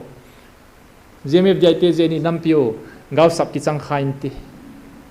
ki je khain te ti holo in gelwin aji sa hi we gaw sap chang sa hi we ti na ki he deu he ke doctor ka hin mi ka jena hi le an na chu ka khola ka jen ngai hi chu khosi pa zo chu paracetamol ka pi a hi le ni khat ni dama ki tha pa tho di chu men e hoi na naw chu pi ham so pi te ho na ina nawi kholu ngai chu asi sa hi chu mem pan pi ngai hi chu mem hobung zo tel de sa hi we GMFDI ya se hi poi ja se hi poi GMFDI aku na hing do ding le kitung do ding apa thin ei ko nau zo hi chi mi ki thep sa pote so pite ho na mi ki thep sa pote mi dang nom nop se jong le doctor hegin thu sei pe teu khat gel thu je bo ke chi wa ka hunga min than hol ka hi lo pi politics bol go ka hi lo pi chu pathin het thei nai pi o mangcha ga sei chen in ti jai din sa mai hi inamo ngai lu je hi chi ton nom nai nei wai not tha bole wang chu chan sum lo hi sing so pite ho hi je hin ning kum in zong pathin lagaw vil na pathin in i het chen tawin tu nai cha in zong December som ni lengani zong chen sot pian na thip tai minute som ni langa thibe ipizia thip ham ngai dut kho ta kisa a robot tong khanom miom je chuman alung lama hi lo zia thiba anop lunglop lo na thu sei dinga chu Gabriela in solso amana sei nom le a sei thei le sei loading kilom hi chumem chito banga chu ningkum September a jong chu pathin in lagaw dang khat thu sep dinga in sol hi chu vanoi le sunga zo se hi pakaya he hil ho jong pakaya he so pite ho e ho dinga Myanmar hin pathina dinga chu Myanmar hi lo cho ma to kido kham hello pi chu chi bolina ti le bol diu chu mem chi wa hongin atia le hong diu chi ga sein le se thila i phale nang na sei ding mi ho godang ayai le goding bantil gi lo koi Michael bantil goding aman lo chito ke thona chu pathen in ning ko ma jong siwa hilo ko bru hilo leng hat thil ha leng khat aman cha thu tam piung sei thu gu tam piung sei pech chi chu pathen lagaw vil na he tot nop nai na la na tam taw ve hi je hin khat ve ke ma ta in sei chening e tia hi permission na thu ma September 3 2025 nya chilai mu na hi thua sei chu pathena ko ni na pe cha cha bo ka sei ding he atia ama sei ding i pa le ke gel danin atia ama gel dana hi dan jong a sei hi chu hi chil hagaw chun wa le theya galmi te ho thugu ho jong ala a thugu tam pi sei pro hi chu ni pi seyam chilaya na taw naw hi nang ho dinga na dam thei naw a hi e na hat naw hi e nanam sungwa zong galum ding dei hon khat aw me group khat thumvei zen galum sa dinga god a hiu be hi zong le chiwana tawna zala hi godong ki bantan banga gosi ki bantan banga na bantan ho china tawna nanga ani niu wa hi le boina na to diu hi ati hi chu apathen ha pen pau chun ipian an sayam china taw naw hina man sa na wa len pen he nanga ni niu le na boi dia ti tu apan jong a sei kit hi chu amana sei chu ka hin sim do ding he so pite ho hitina na sei thil hial hun ma sangin nama sei ji po ve jong tia to nom nai nei jong omin tuni khoin September 3 2025 ningkuma asei kon na hin solam chiwa hunga asei chu akido a hele wanted kilo len pen pan ama ta pathenin api ama akona chu ke e hin pe lamkai ho chunga thu ka sei chai to ka thu ponum loading a hi ka sei chai de thu ponum ding a hi so pite ho chilaya chulhani pathin lagaw thu ponum lo julaya kona October a hum pan chu I thom haw chu na ipijam lo ham he chu na le pathin in lei se thu chilaya hi thu tam pinom chu modi hung lai ding thu ima zo se chu ke chom lam ta ka se a hi le ka se na ka chol hing lo pa chu viral ani min tham thau chu muntina modi hung zen thu pon jong abo chai thei chi doctor pa hi nei ti wa kamin than dan chu ma suma so zo ho hi lo he muntina itia chana uma hi ก็ใส่ใจเลยทุกคนนุ่มดิ่งเฮอติทุกตั้มเปียใส่ใจจะว่าจูทุกคนหงมตัดน่าทุ่งเราว่าใส่จุลน่าทัดเซนตินบาระจูOctober 26อาปทินละกาวกินน่าหงมกิตัดจูเห็นทุกคนอากิใส่จะเสียตัวเทโลหัวจะเสียลำไก่หอนกี่ใส่ตัวเทโลจะเสียอาบานักก็ใส่ทับปีอ่ะฮีกิเวนติดานนักำสุงมาบานาอาหุงบอยติดานหัวอาโบนักก็ใส่จิลเปหิตายจิลังอาฮีทุกคนตั้มเปใส่เปใส่เจ้ากุยทงจิงฮิจ้าทุกตั้มปีนั่งหัวนักกิสิมเทียวเห็นน่าเลี้ยขบวนองกิสุนทวินตินตุนี่ก็อินสิมดอดิ่งจุดสี่เหตุที่เราหุ่งนายโลขัดหุ่งดิ่งเอาอาศัยสาขัดก็อินสิมดิ่งเฮฮิจิลายาก็เต่าหนาวฮีอิจันเกียประเทศนินอาสานาอิจันเกียนาอัตุอัมก็นำผิววาดิงอาติทุดอกขัดเอาไหมก็โทรเลเป็นวังจูน้าเต่าหนาวเฮียฮีน้าเต่าหนาวจูฮิเจงก็โทรเลเป็นจูน้าน้ำโอลจ้าหงกิสุตูบฮิละนี่ดังอาจูจบเดียฮีตัวฮีโอลจ้าหงกิโตฮิเจจงจูประเทศนาโกนาฮีอาขัดนาฮีอาติน่าประเทศเราไปเห็นนี่เหตุเต่าเจริญนะอีเต่าเนาซาลาหัวบุ้งเต่าคอมเทโลหัวจงตั้มปีเต่าคอมเทตาเจพอดีเบลง่ายจุแต่ยังเสียฮิโลเหตุโซปิเตหอ indirect good effect ก็เหตุ side effect ฮิโลปิจมาสังหัวบุ้งเต่าคอมเทโลหัวบุ้งลำไก่เต่าคอมเทโลหัวจง GMFDI เด็กน่าคิดเต่าคอมเทหิจัวสิลมาก็เสียฮิโลหิจัวน่าเหตุเช่นนั้นเราจะประเทศโตกัวนะฮีอันเหตุเช่นพันตึงเลยขัดเวทีอะไรเหตุเช่นเดียวอ่ะปังคอมสาเหตุเอาจุ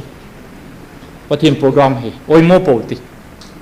นี่จะฮีน้องกิสุตุบุเวอาทิตย์นี่เต่าโนซัลอากาศนี่เต่าเจ้าว่าหบุงฮีหงกี่ขันเตหันโมจิเสขันเตตีจัดนุลามาจุลำไก่หัวจงปันคอมังไงตาย KSBC KCC จังกิโตคอมเทตากิเต่าคอมเทตานะอีเสียจง it's a good effect กิปาตุนเสียงไงจุกิปาวไงจุน่าจิลายดูจูอาดงเรกิสาวังวาจูอโมกิสุตุไปเวนตินประเทศนี้น้องนั่นกิตุกเจเจตาวเวติจูประเทศตัวกอนเฮประเทศนี้ไงรู้เฮอาศิลามากษย์ฮิปอยบอสมูวินกิตุตัวเสียเสียวินตอนนั้นมันจงฮิฮาดีเจปุ่นลังหาปันมาลายวินอินเห็นเจนี่ขาเลยอาบัยสาฮิดีอาศิลามากษย์เราประเทศนั้นตัวเฮกตินาเฮอันนี้นัจูอหิเลเคยหัวเฮดดานอหิน่าอามาเฮดดานจูมิจิลากาวเฮมุนตินามีเกี่ยวนัตินาจงสาวะทุกุอโปเลอดีตาจุกาลายเอาหินังโหนมาเมียนมาเตวกับปันโหเฮติสเมียนมาเตวประเทศป้าจิลายาโคบรัวตัวปานจงเอกินเสไปลำไก่คอมมานเดอร์อินชีฟเฮติสมาเซตุนเซลิงต้นนมนาในกิดดิวฮิตัสมูเทโลที่เลก็ยังประเทศมุขะอิซาอิซิมโตจุยเซวเฮน่าบิลเงลากิซาทุกิเซฮีตัวกันเซปะฮีอันนี้นัดชัวฮีเลจิว่ากิเซโดไซซ์จะสิคริตฮีเราจะกันซิมโดดิรีไวซ์ดิอันนี้นัดชัวฮีเลแค่หัวเฮดดานะฮีฮิเจฮีวังฮีอามาเกลดานะฮินเซตัชนักการมีเตียวตัวน้องกิจำฟ้าดิวนักการมีเตียวไม่เฮเตตินะนักการมีเตียวตัวน้องกิจำดิวนักเตะนะฮินดาวดิวฮีฮิเจวังจูฮุงกุยทุงโทดิเฮตัวนี้ฮิจงเละฮิเจโฮฮิเกนจงมีหัวมีติงนะอาก็จีซีอาชูก็หินซาก็หินเสียฮีโซปิเตหอจีว่าที่ผมโดนสายยูทูบผมใส่จูทุกคนใส่โดยนี่เกลฮิตเอาน่าไอ้ที่ใส่สายอีพีซีอาการุมดิฮัมตีป้าจูอาสุงาอาซีอาเซสเอามดิ้งจีว่าเสียจีไลตาวนมนฮีนัลฮะสมุวานัสุทิบุวาเฮเลกาลนั่นเองดิงูนับบ่นวันกันเถิดกันกระโดดจุดที่เลยจุดพาเลยเกลโคตรหงทงที่เหตุกาลเจ้าเลยเกี่ยจุดนี้เขาจะเสียดิ้งกับเกลนั่นละมาเลยประเทศถ้าเขาวิลนัตตาสันเขาจะเสียหิละก็หอยดอดิวหินามก็พัดดิวหินามก็ติดซะนั่งเอาดิ้งอากันดอดโซ่ question ฮีใครโคซาทุใช่ไหมอามานิพิเศษยังนักเรียนที่ขมดูฮีไอ้วันประเทศของวันนั่งหัววันจงไงดูนัดชมเบียนั่งไงดูเดียวเหตุอากุยทุ่งนายโลถ้าเซมเทเบอร์ทุกิเซฮิโซปิเตอตุยดินมนุษย์ตัวเบ็ดเขาเป็นน่าอิจฉาจนจงอิมิจินปูมันก็เสียตาย popular government kiti hi tu keu si a kisim go hi pon vel thum zen try na bolwa lol hing lo hi in tu chunga hi lol hing thei ding aw ma hi ni piati le mel matiang ki mo to thei ham so pite ho taw na mon open li de taw smem tu ni kwa hi taw jing ho jong gen thei a tho sei seng lo hi chume ma khwa ko na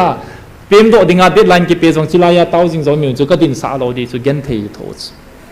gen thei tho ho ki ko ma jong tam pi message sai la ken la lo na je ka he lo cho ke ma ta jong pha dang sanga ho bung jo sin hitia dem na thwale nang ipina ka sei sei na lan tia ka in ko ten jong crush sei bol chame chi chen kyong ka tha khol ki din min hi ti phating le do thei thei kan dong ki ta na hi na professor ho kan do ki ta chu polanga bible college kuma professor ho loi thagau mi ka het ho loi eng set suma thil ki tonga hi doctor pu na thu sei ho pathen akon mo mong hi nai lung neu hi nei ti pe hi pathen lo pi hen hi achu hi chedinga chu lamkai ho ichana ki god ngai ham tauna ichana panala ngai ham ti hi ji achu asung langa agua ka ho pz hi agua chilai ko ji chu ke jong in pha ja kana jaw ji record holding a pathen thu sei ho hi a ingan se nom ja chu ima ka hi lo wang ach thugu tampium ka sei do lo de hi kiela ti chiwa min pha lo pi chi la ya sei hi ngalum ding wang jong su sei tu lai din mono hi ipi ti ta wam na I lifeline jong I zo thei ta lo pi chu diam ki hong tam ki hong nai lo na le a chu tai le ka sei tan amana sein galum ding kiel na tho dingu hi jong le na pathin wan na da ha lo diu hi pathin lo pi hen nong gen thoi dingole pathin na ko dingo na pathin na hin ngai pi tho tho diu hi ai wanga pathin vil na hi he chen in pom thi leo chun cho zo se hi lo thei he ti ni se pathin ko na hi selaya zong a pathin pau na sei ta juna pathin un vel thum na hin ko taw ve pha chi sa jong na sang po ve ti pu benjamin matin jong tok so nai cha sun da bridge jong sun na sin pathinin ei ko naw hi masang jong ina ko win gali nei na ko win gal ki hi ko na la asang pe na hi ngai lut ko na hi god na hi le tu ni khwa chi la khom dium ta lo pi ni ga moi chan diu ta cha ko na hi ja chu pathini ve no wa chance sei ki pe I lo chal che che gen thei che che to hi gen thei na ki ti hi ko ne ei koi lut pi go ham ti chu na hon ki khelo win so pi te ho ken wang pathin hinga angol puma ni sagi pathin ka boba ka tawa na to puma me galuma ko na chu ke chon sit ja chi galo him pakai nei ngai damin ka tia kala sam zo si ka sia ki than thinga zan khat ka ami zal som li le ngalang hong ki su khaung ki jena nini ka ami zani wal ki tong kha hong ki jen wa chu be dong um tho he so pi te ho ni chi din mu nam lo ho chen na feel lo dis ni hopeless dan dan chu na lung na chim ta lung gil ta pathin ko mang ki puna pathinin chilai munai solo da thu zo se hila kamu chin phara ka sei do atuni changya kanam mi ten chi he themu tin pathin to go na nei pathin ko na hi ni si gal hi ho galai po it's spiritual level strategic level spiritual welfare he kiti chi pathinin le khabu khadai pe cho ai mo do sa cho lam chom chumai puya chi le khabu rong ka su na chi ka su lu nia setani na tek ke bol chu ki sei le na sa thoi ka sei lo ding hi nom lo be chu chi wa ki su di chi gal chung sang thui ki hele hi chu chi nom ta ka su do hi lo be chu pathinin na compiler ke su hi lo pi chu pathin o ki su ni chu agi lo pa nom lo he le chu lam za chom chomai te ku ma hi mu thea jong ma hi jong le pathin ei sun do sai pathin min thang bai ni che hi sim leo hen ima ban diong ki sune ki tia vel vela ka sei hin sei lo to ko bangin I chali chaloven tu ni kho in doctor he gin hi doctor mingol pa sam sau pai tin I sei do tawen I zo ka sei do tu sim zo sei su ka vet a study ka bola pai sunga ka niwa pa na me le to thing hang aku na kong cheng khom school kain khom college ki halo be ka hewin ami na zo seu ka heri pathin phasa in naga numai to kong ki cheng kirin amo khan ko culture jong study ka hin bol kirin nagaland ai mite tu sim jong ka hin ve het pe kidin aning ka sei leng tu ni ko ka sei no ma hin na het seng lo dio hin gen the future jong boy he chilai jong na pathin na mo ko mo mong he ti ka mo chen ja sang loi lo yuti kati sumem ipichi ta san diu ham kum zakat wal pathenin ta sanuwa in hova gale tol to ki mat cherai mova kham thei ki boluwa rehab center pun che chewa jan hi jong chu rehab center khat ka gal ve ka ve aboi na I feel taw ve I boy taw ve pathen loi pan pi ding om poi Moses so Exodus aku Hebrew so changte ko ma chi aku ipidang se ya se ham pathen nang ho do dingin le se da hong tol kum tai ti thu ga se pe tan tia se ich jisu ta san diu hi bochu they have to accept that pathenin kuki zo chate tung do ding alo pi na ding hi chu chapter 7 na ko velachin pathenin van noin itabang pathen ka hi het na ding wa chi ho chunga hi na kidang ka to de kahin pui do faro ko na kahin pui do tep na gam ka thon teng na van noin ipi pathen ka hi ha main het de chu tuni ko pathenin jong alo pi na ding ai tun do ko ri bochu na zan hi evangelist pun dong sei ta en chilai mon ST by 10 dong sei tai tuni khoi ne seng ki pe momong le pathini gel do di nam ti question do is na chilai hi ikire di lo piu ba ki kheng na momong lo pia esemu di te hin khoding man lo piu ba chu ai le esemu lo wa chu hin thei di ham tuni khoin ka sei ki tai future um poi na tu ta cha te ki nem na di momong ta lo hi chu me achu te le mo to di ham Taona hi su thip jeng diu tam su thibi god mai zon le gal hung ping ding aum ta popular government ki form do di ta chula e ho zo se hi taw da diu ta i taw da ni niu le na so pite ho ka sei ba lo di chu gam sung wa hi sa lang thang lang jong boi di chu i taw na za wa hi bin ham ham hi mun ti na jong na taw naw ve hi jong le pathina sei phat taw na mun chu chilai bo hi mun dang taw po te ka ti poi mundang ataw po te ka tipoi I taw jing tiu he mi mela jang taw ke ma kami malan jing ka zan ka taw zone pakai kana mi ti nei tung do loi dai ipizia nei tung do loi luam ka tia hi le promise um chumem asei do sa thu changai ja claim ka boli chumem ka ta san hi tuni khoin mi mon khan ho ta ki ho loi mu jong le hen igen theinaw ki su saw mai mai hi dingo chilai mun taw na mun demin su thumi go jong le hen igen theinaw gal ki thum mai mai hi dingu hi jong le pathina thute wang china na mo ka tun do tho ding he tho chung hung gui thung tho di tho ki ti chu hi chu na hi chi ka he chen ka ta san ji a chi tu ni khoi ke hopeless ka hi lo jong le hen na sa jani ka se sa jong ka sein het na sa han khu zone chu hi tam tin ka se hi jan ki se ya e paw ki se ya english paw jong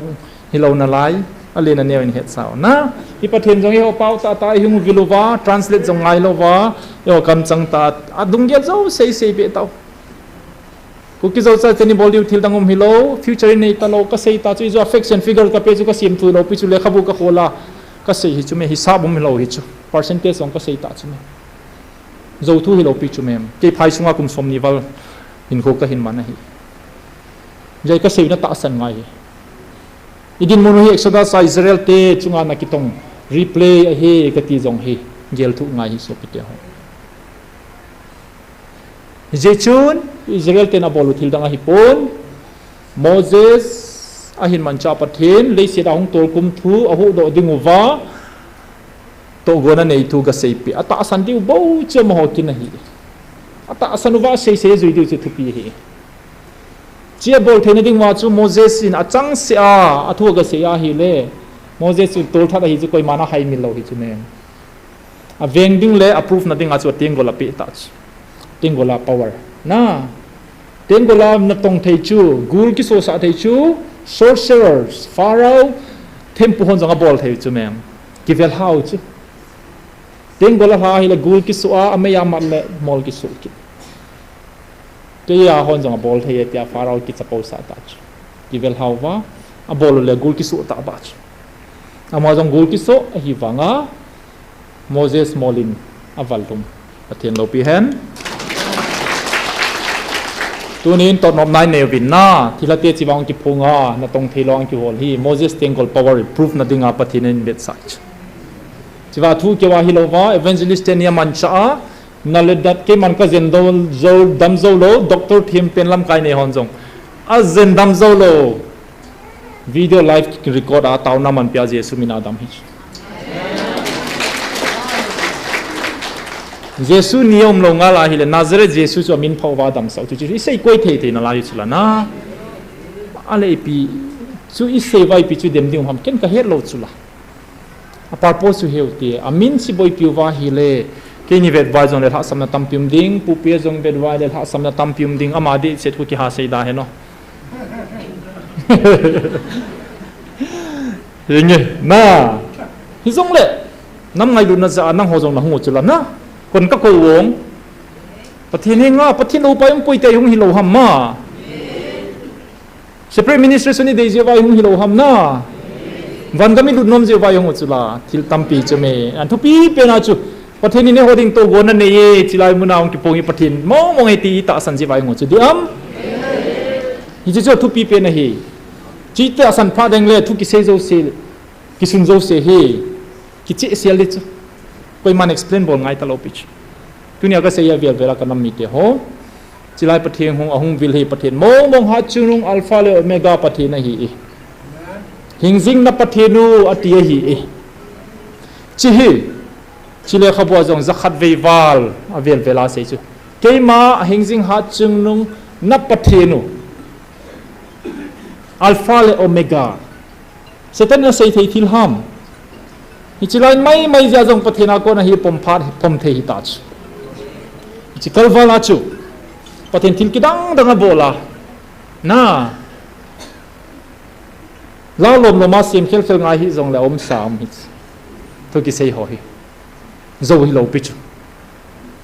ตุน5 September จงประเทศนินทุกอุยเปียวนูเรมีเฮาเซเลนะเซย์ตาจูลา June 4 2024อาจูฮิจิGMFDIฮิจิGMFDIฮิกาลสุงไอมันซาดิงอุบาปะเทนีปีเฮติจุเมมันซาดิดิมเซฮิจุเมอัฟกานนิสตานาตาลิบันฮอกนิปีติวัม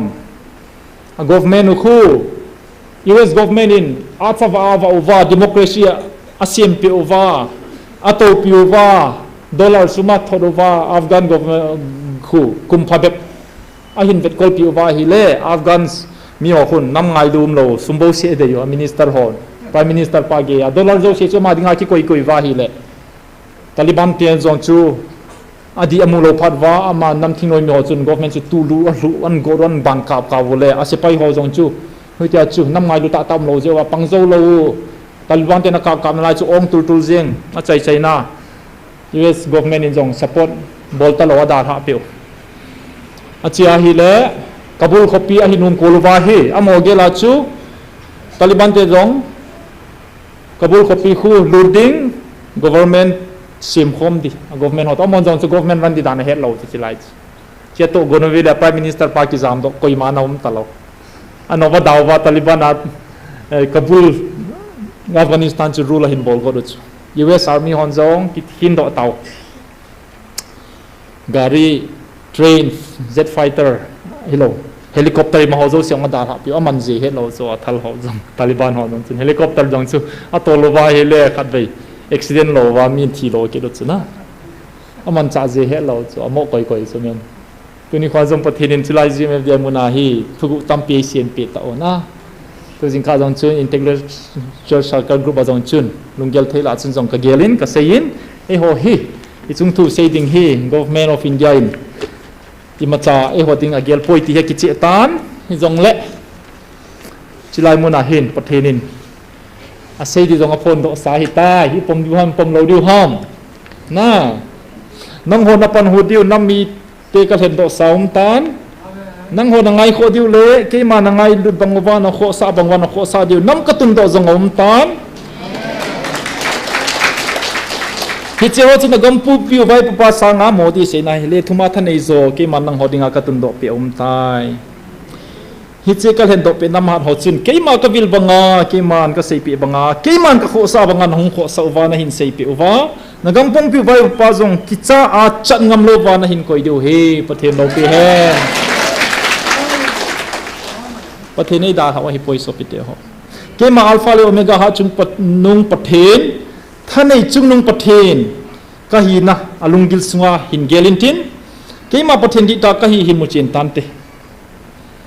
อาจจะจุดนังหัววันน้อยดิ่งอิมาจานะฮิโปวินเฮ็ดคำเลมุคำจงนะฮิโปวิน ahin ke man hi chewa noi ka sima parin nang hon nam mi te hi ke man len pena ka musa hi tabove pathian lo pi hen June som ni legop 2024 a se hi som ni lege July alhaki din jong asein ka o ka vil naw le ka o na zau hi nam dang te to ka the khen naw le na ki khi naw ke man ka hen naw na he nam dang to ki khi ding nom po ve so pite ho ko ki zo sa te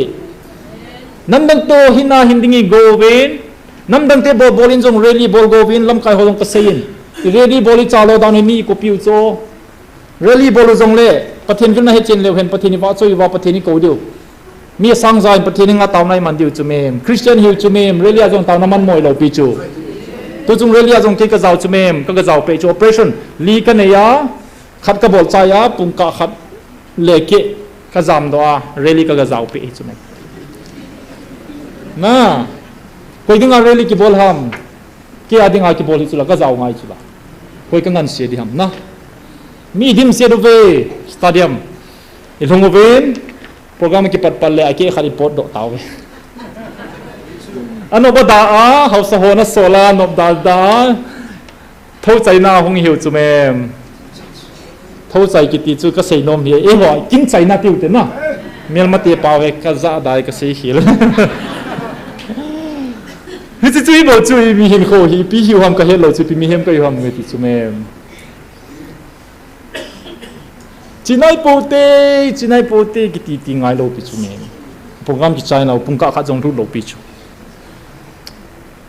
mi dinga tu a peng doctor again jong chi ba peng ding a hi monilan ki sei hian ni le changa tho ding bo wa hin khoi man wai lo ai te diam nam pia ding a ki pe do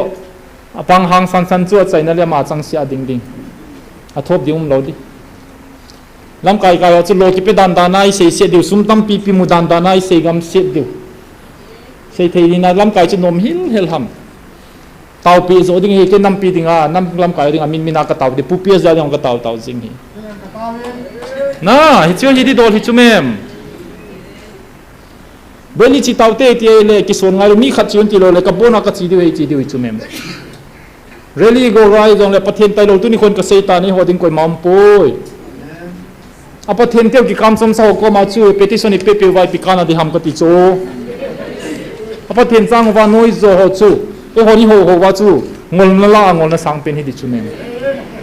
apa then teu kan chom pa chu nei hoi din pi wa chi vai vil jingu chula he the mutin pom ta taw ha na i dam deu hi chu mem hi chu ki sei he thu pi pe na so pi te ho tun ke ma ka kitep na thon pon tin na pathenin hi chi aming an se chung sang thu hi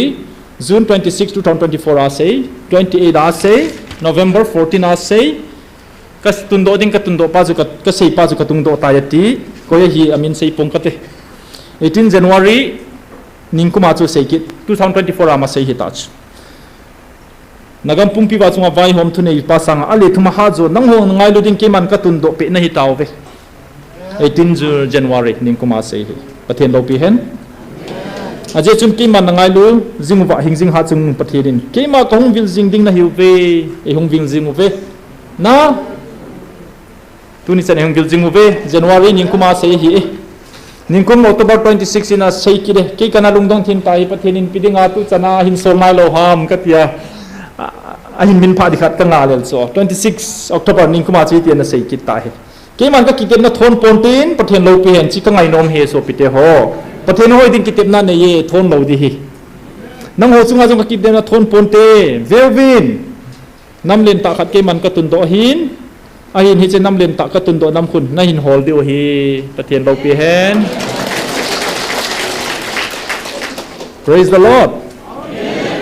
aje chu ta sa ka hen mi te jong ama ta sa bangin akigelin tuni thagaw wa kal hen nang ho jong ama thagaw wa hin ki gela ama hin na pingama nang ho na hin pan ho diwa he aje chu ka ho le ka be pathen chun hi chenam mi te hi hong ti pontin hi chenam mi te hi ke dinga jong kanam mi hi ahong ti dinga hi so pite ho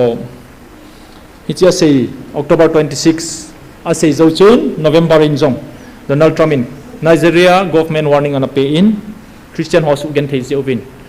Muslim terrorist ho chu Islamic terrorist ho chu na su tip lo wa hi le ka se pai ka hin sol de ti agi chu ka so pi Christian ho na su gen theyu gun se blessing me chang pa la ka hung bol sa de ti pi Christian ho ngai lu na ka se na hi so pi te ho January 4 to kumin zan khang lain Venezuela President Maduro to US Special Force on Agamanovin Operation Absolute Resolve atiwin Venezuela government ama khamna thei ahong kive pa chu Venezuela President hi chu go US na deipon agaman somove Venezuela zo taw ve tiute abanin zan hi chan news ka vein follow ka bolzingin Greenland kiti khadaumen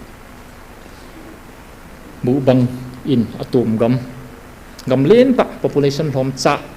population sang songale gup to songale sagi ki ka bau se isi gam hi Denmark in avet kol Denmark noya hosa gam hi avelel tan aman chi hi gam bit na ding USA bit na ding a poimo he kyon ka kila adu he ti atila Denmark in anom pon ai wangin alona je hepon Denmark to US jong ki thozinga hi je chuna pi te te ngai zan hi jong chun Marco Rubio holoi Greenland na ki holding in a tiobe mabana hung chala le US security atiobe amon ipi security sayam tila Russia to China akona ki vending hi agel to pipen hi itol honen 2024 May chun jong i hetawin na Julaya Prime Minister Sheikh Hasina Bangladesh sanuchun Prime Minister Pakoma May hai hin ka hin aga chiin Thumlama kon in mikang khadawngin silang gamahin US ading Christian country khat boldo anom ti thu aga sei do ja chuna hin khol lelewin aji chu Saint Martin Islands chu teng la Bangladesh ahi chigam kola hi chi country hi Bangladesh le India le Burma akona gambe khat country asiam do ding lungput ane uve ti so sei do thuta ka sei thu zo hi poina thilchi dan ka sei hi bove chi chu mohon US hon chilang South Asia zo se control thina dinga airbase khat apoi mo he chilanga hi abana IT hung chal diam ka he poi hi jong le thu khat ka sei nom ja ka sei hi US government in ham thei ki ti ya dei poi US in apan pinom mi chu ham theya thing na ma hi ngai Venezuela chu Ebola Iwesin President Pa Kaido jing hamtile hamthia ki ve mi hi je number 1 number 2 chu Venezuela chu gam hau ta thau hau ta ahi wanga corruption hat walzia hamthei ha bolje wa khang to theilo chi chu athau jong controllable pe nom hi si thau chu Russia le China in nasata bai chakena man a ki cho jing wa hi ja chu amo de na jong a bol kit ama tu pi pe na hamthei do dalin approve khat ki chu tunai chan jong Brazil government to ki thoven US army ho chun kham thei zo se chu na mafia ki te zo se chu Rio de Janeiro a capital wa kham thei mon zo se chu akap sap vengoi chu kham thei do dalo asa khom chu aje chu chi gam ho in US hi kham thei asap la yuwa chi so dei lo chi so pite ho homework ni chu mem pathinin David jong chu lengding aka tun do di he tia chu khangdong chapang hin lai chu na ne dova Samuel gachia lengding pa chu lengal hun na dinga chu again thei dan chu thina solin jong teng cha a kholi di chat hi chu mem to ding hi chu mem mo to wa hi le thilung mo pen ding hi pon yong iki ham bol ngai hi chu mi pan pi the hi ngai i the nu ngai na chial mun tiang tu ma sang ka ki pa in ka jong su ka in same time he safety card tu last Sunday chun anti drugs campaign in bolovin mi za khat ling de in kham thei kanga tai tin promise card ilawe nang hozal pathe min ka thang ba ve chilai register khat ka hin koiding hey safety hon chilaya hunga koi tabang inam piu hoi lai pi hobung hi jong le khamna thei ki su thing tang e ke ma ti lunggel ne wale chewaya hunga register nong bol jing theu he khat register khat ka koi pe deu ka jong chu akiting le tunin ka in choi hai fill up hi tain pledge card promise card chu ka hin pe ding he ibol khom deu ikisu khom deu ki hambol deu thil bai cha ping do ping loading ato zongi to dingu taw zongi taw dingu ei mong ikisu thing dingu patin lunglang holdingu patinin ahin man sa dio hung phating le dei thei tak ngai lu thei tak hin khoi na man dio ikisin sa ngai sinadingin so pite ho e ho keu hilo ho bung zo sen song phatem gel hitiu ve kinana tapote kidem dem tapote a cha thi kon kichuto zu thi tho tho de he a hing ding koi mayum po ve chilai dem ho jong hing pon ten chilai hu na a pau ho jong hing de pon te gan mi te toi chen khom ki duwai de chen khom thei ni tapo ve chi he tiwin pathin bel hi tiwin pathin kidang tai tun do de tun no ho ting le lo pi ding pathin jong lo pi ding mi hon thang ba ding e ho jong pathin thang ba khom de he so pite ho tauna mang hi tiu ve ka ki pai pakai tu ni kho in pa nangin sei nei ti ho pon do dingan dei ho ko phong do ta in pakai nangin mang cha in lang pakai ma zo si kanam pi un tu ni kho in nang man nei hung vil nau hi ka ta san mo mong wa ka pom mo mong ngai ma su ti lo le pakai mel ma ten chan sala ding hi he pa lunggel tha nei pio wen lang nang ma het nom na lunggel nei pio wen jerema ya taw no bangin na hing kong tawe tu sei zo so pathi ni bo tu tia se shuna mina ka taw amen ki pai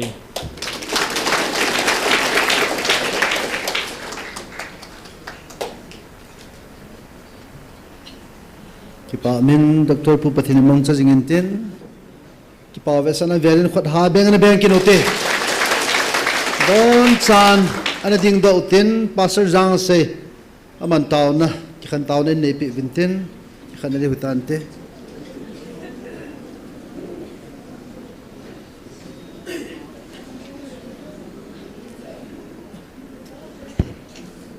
Bansan mit singote Hallelujah Hallelujah kapathin nanginayong PVT ka heaven nom ka saven nalachayo namang sain kakipawin namin kathangwa ve pakai tuen simuna ko na inlam si zona hungding kay taven kay mun siyo dam sel san nang manay puilong kidovin lang zingni ko ting zongle dam labit akipata nang mawa at say khoma salay manahi pakai na thule nala akitil khova tawa hung khom kit hedingin tune hung zo senang man pathe bodin katawin he kong khendo din konwen kabon savadin Nazareth Jesu men kataw khom he amen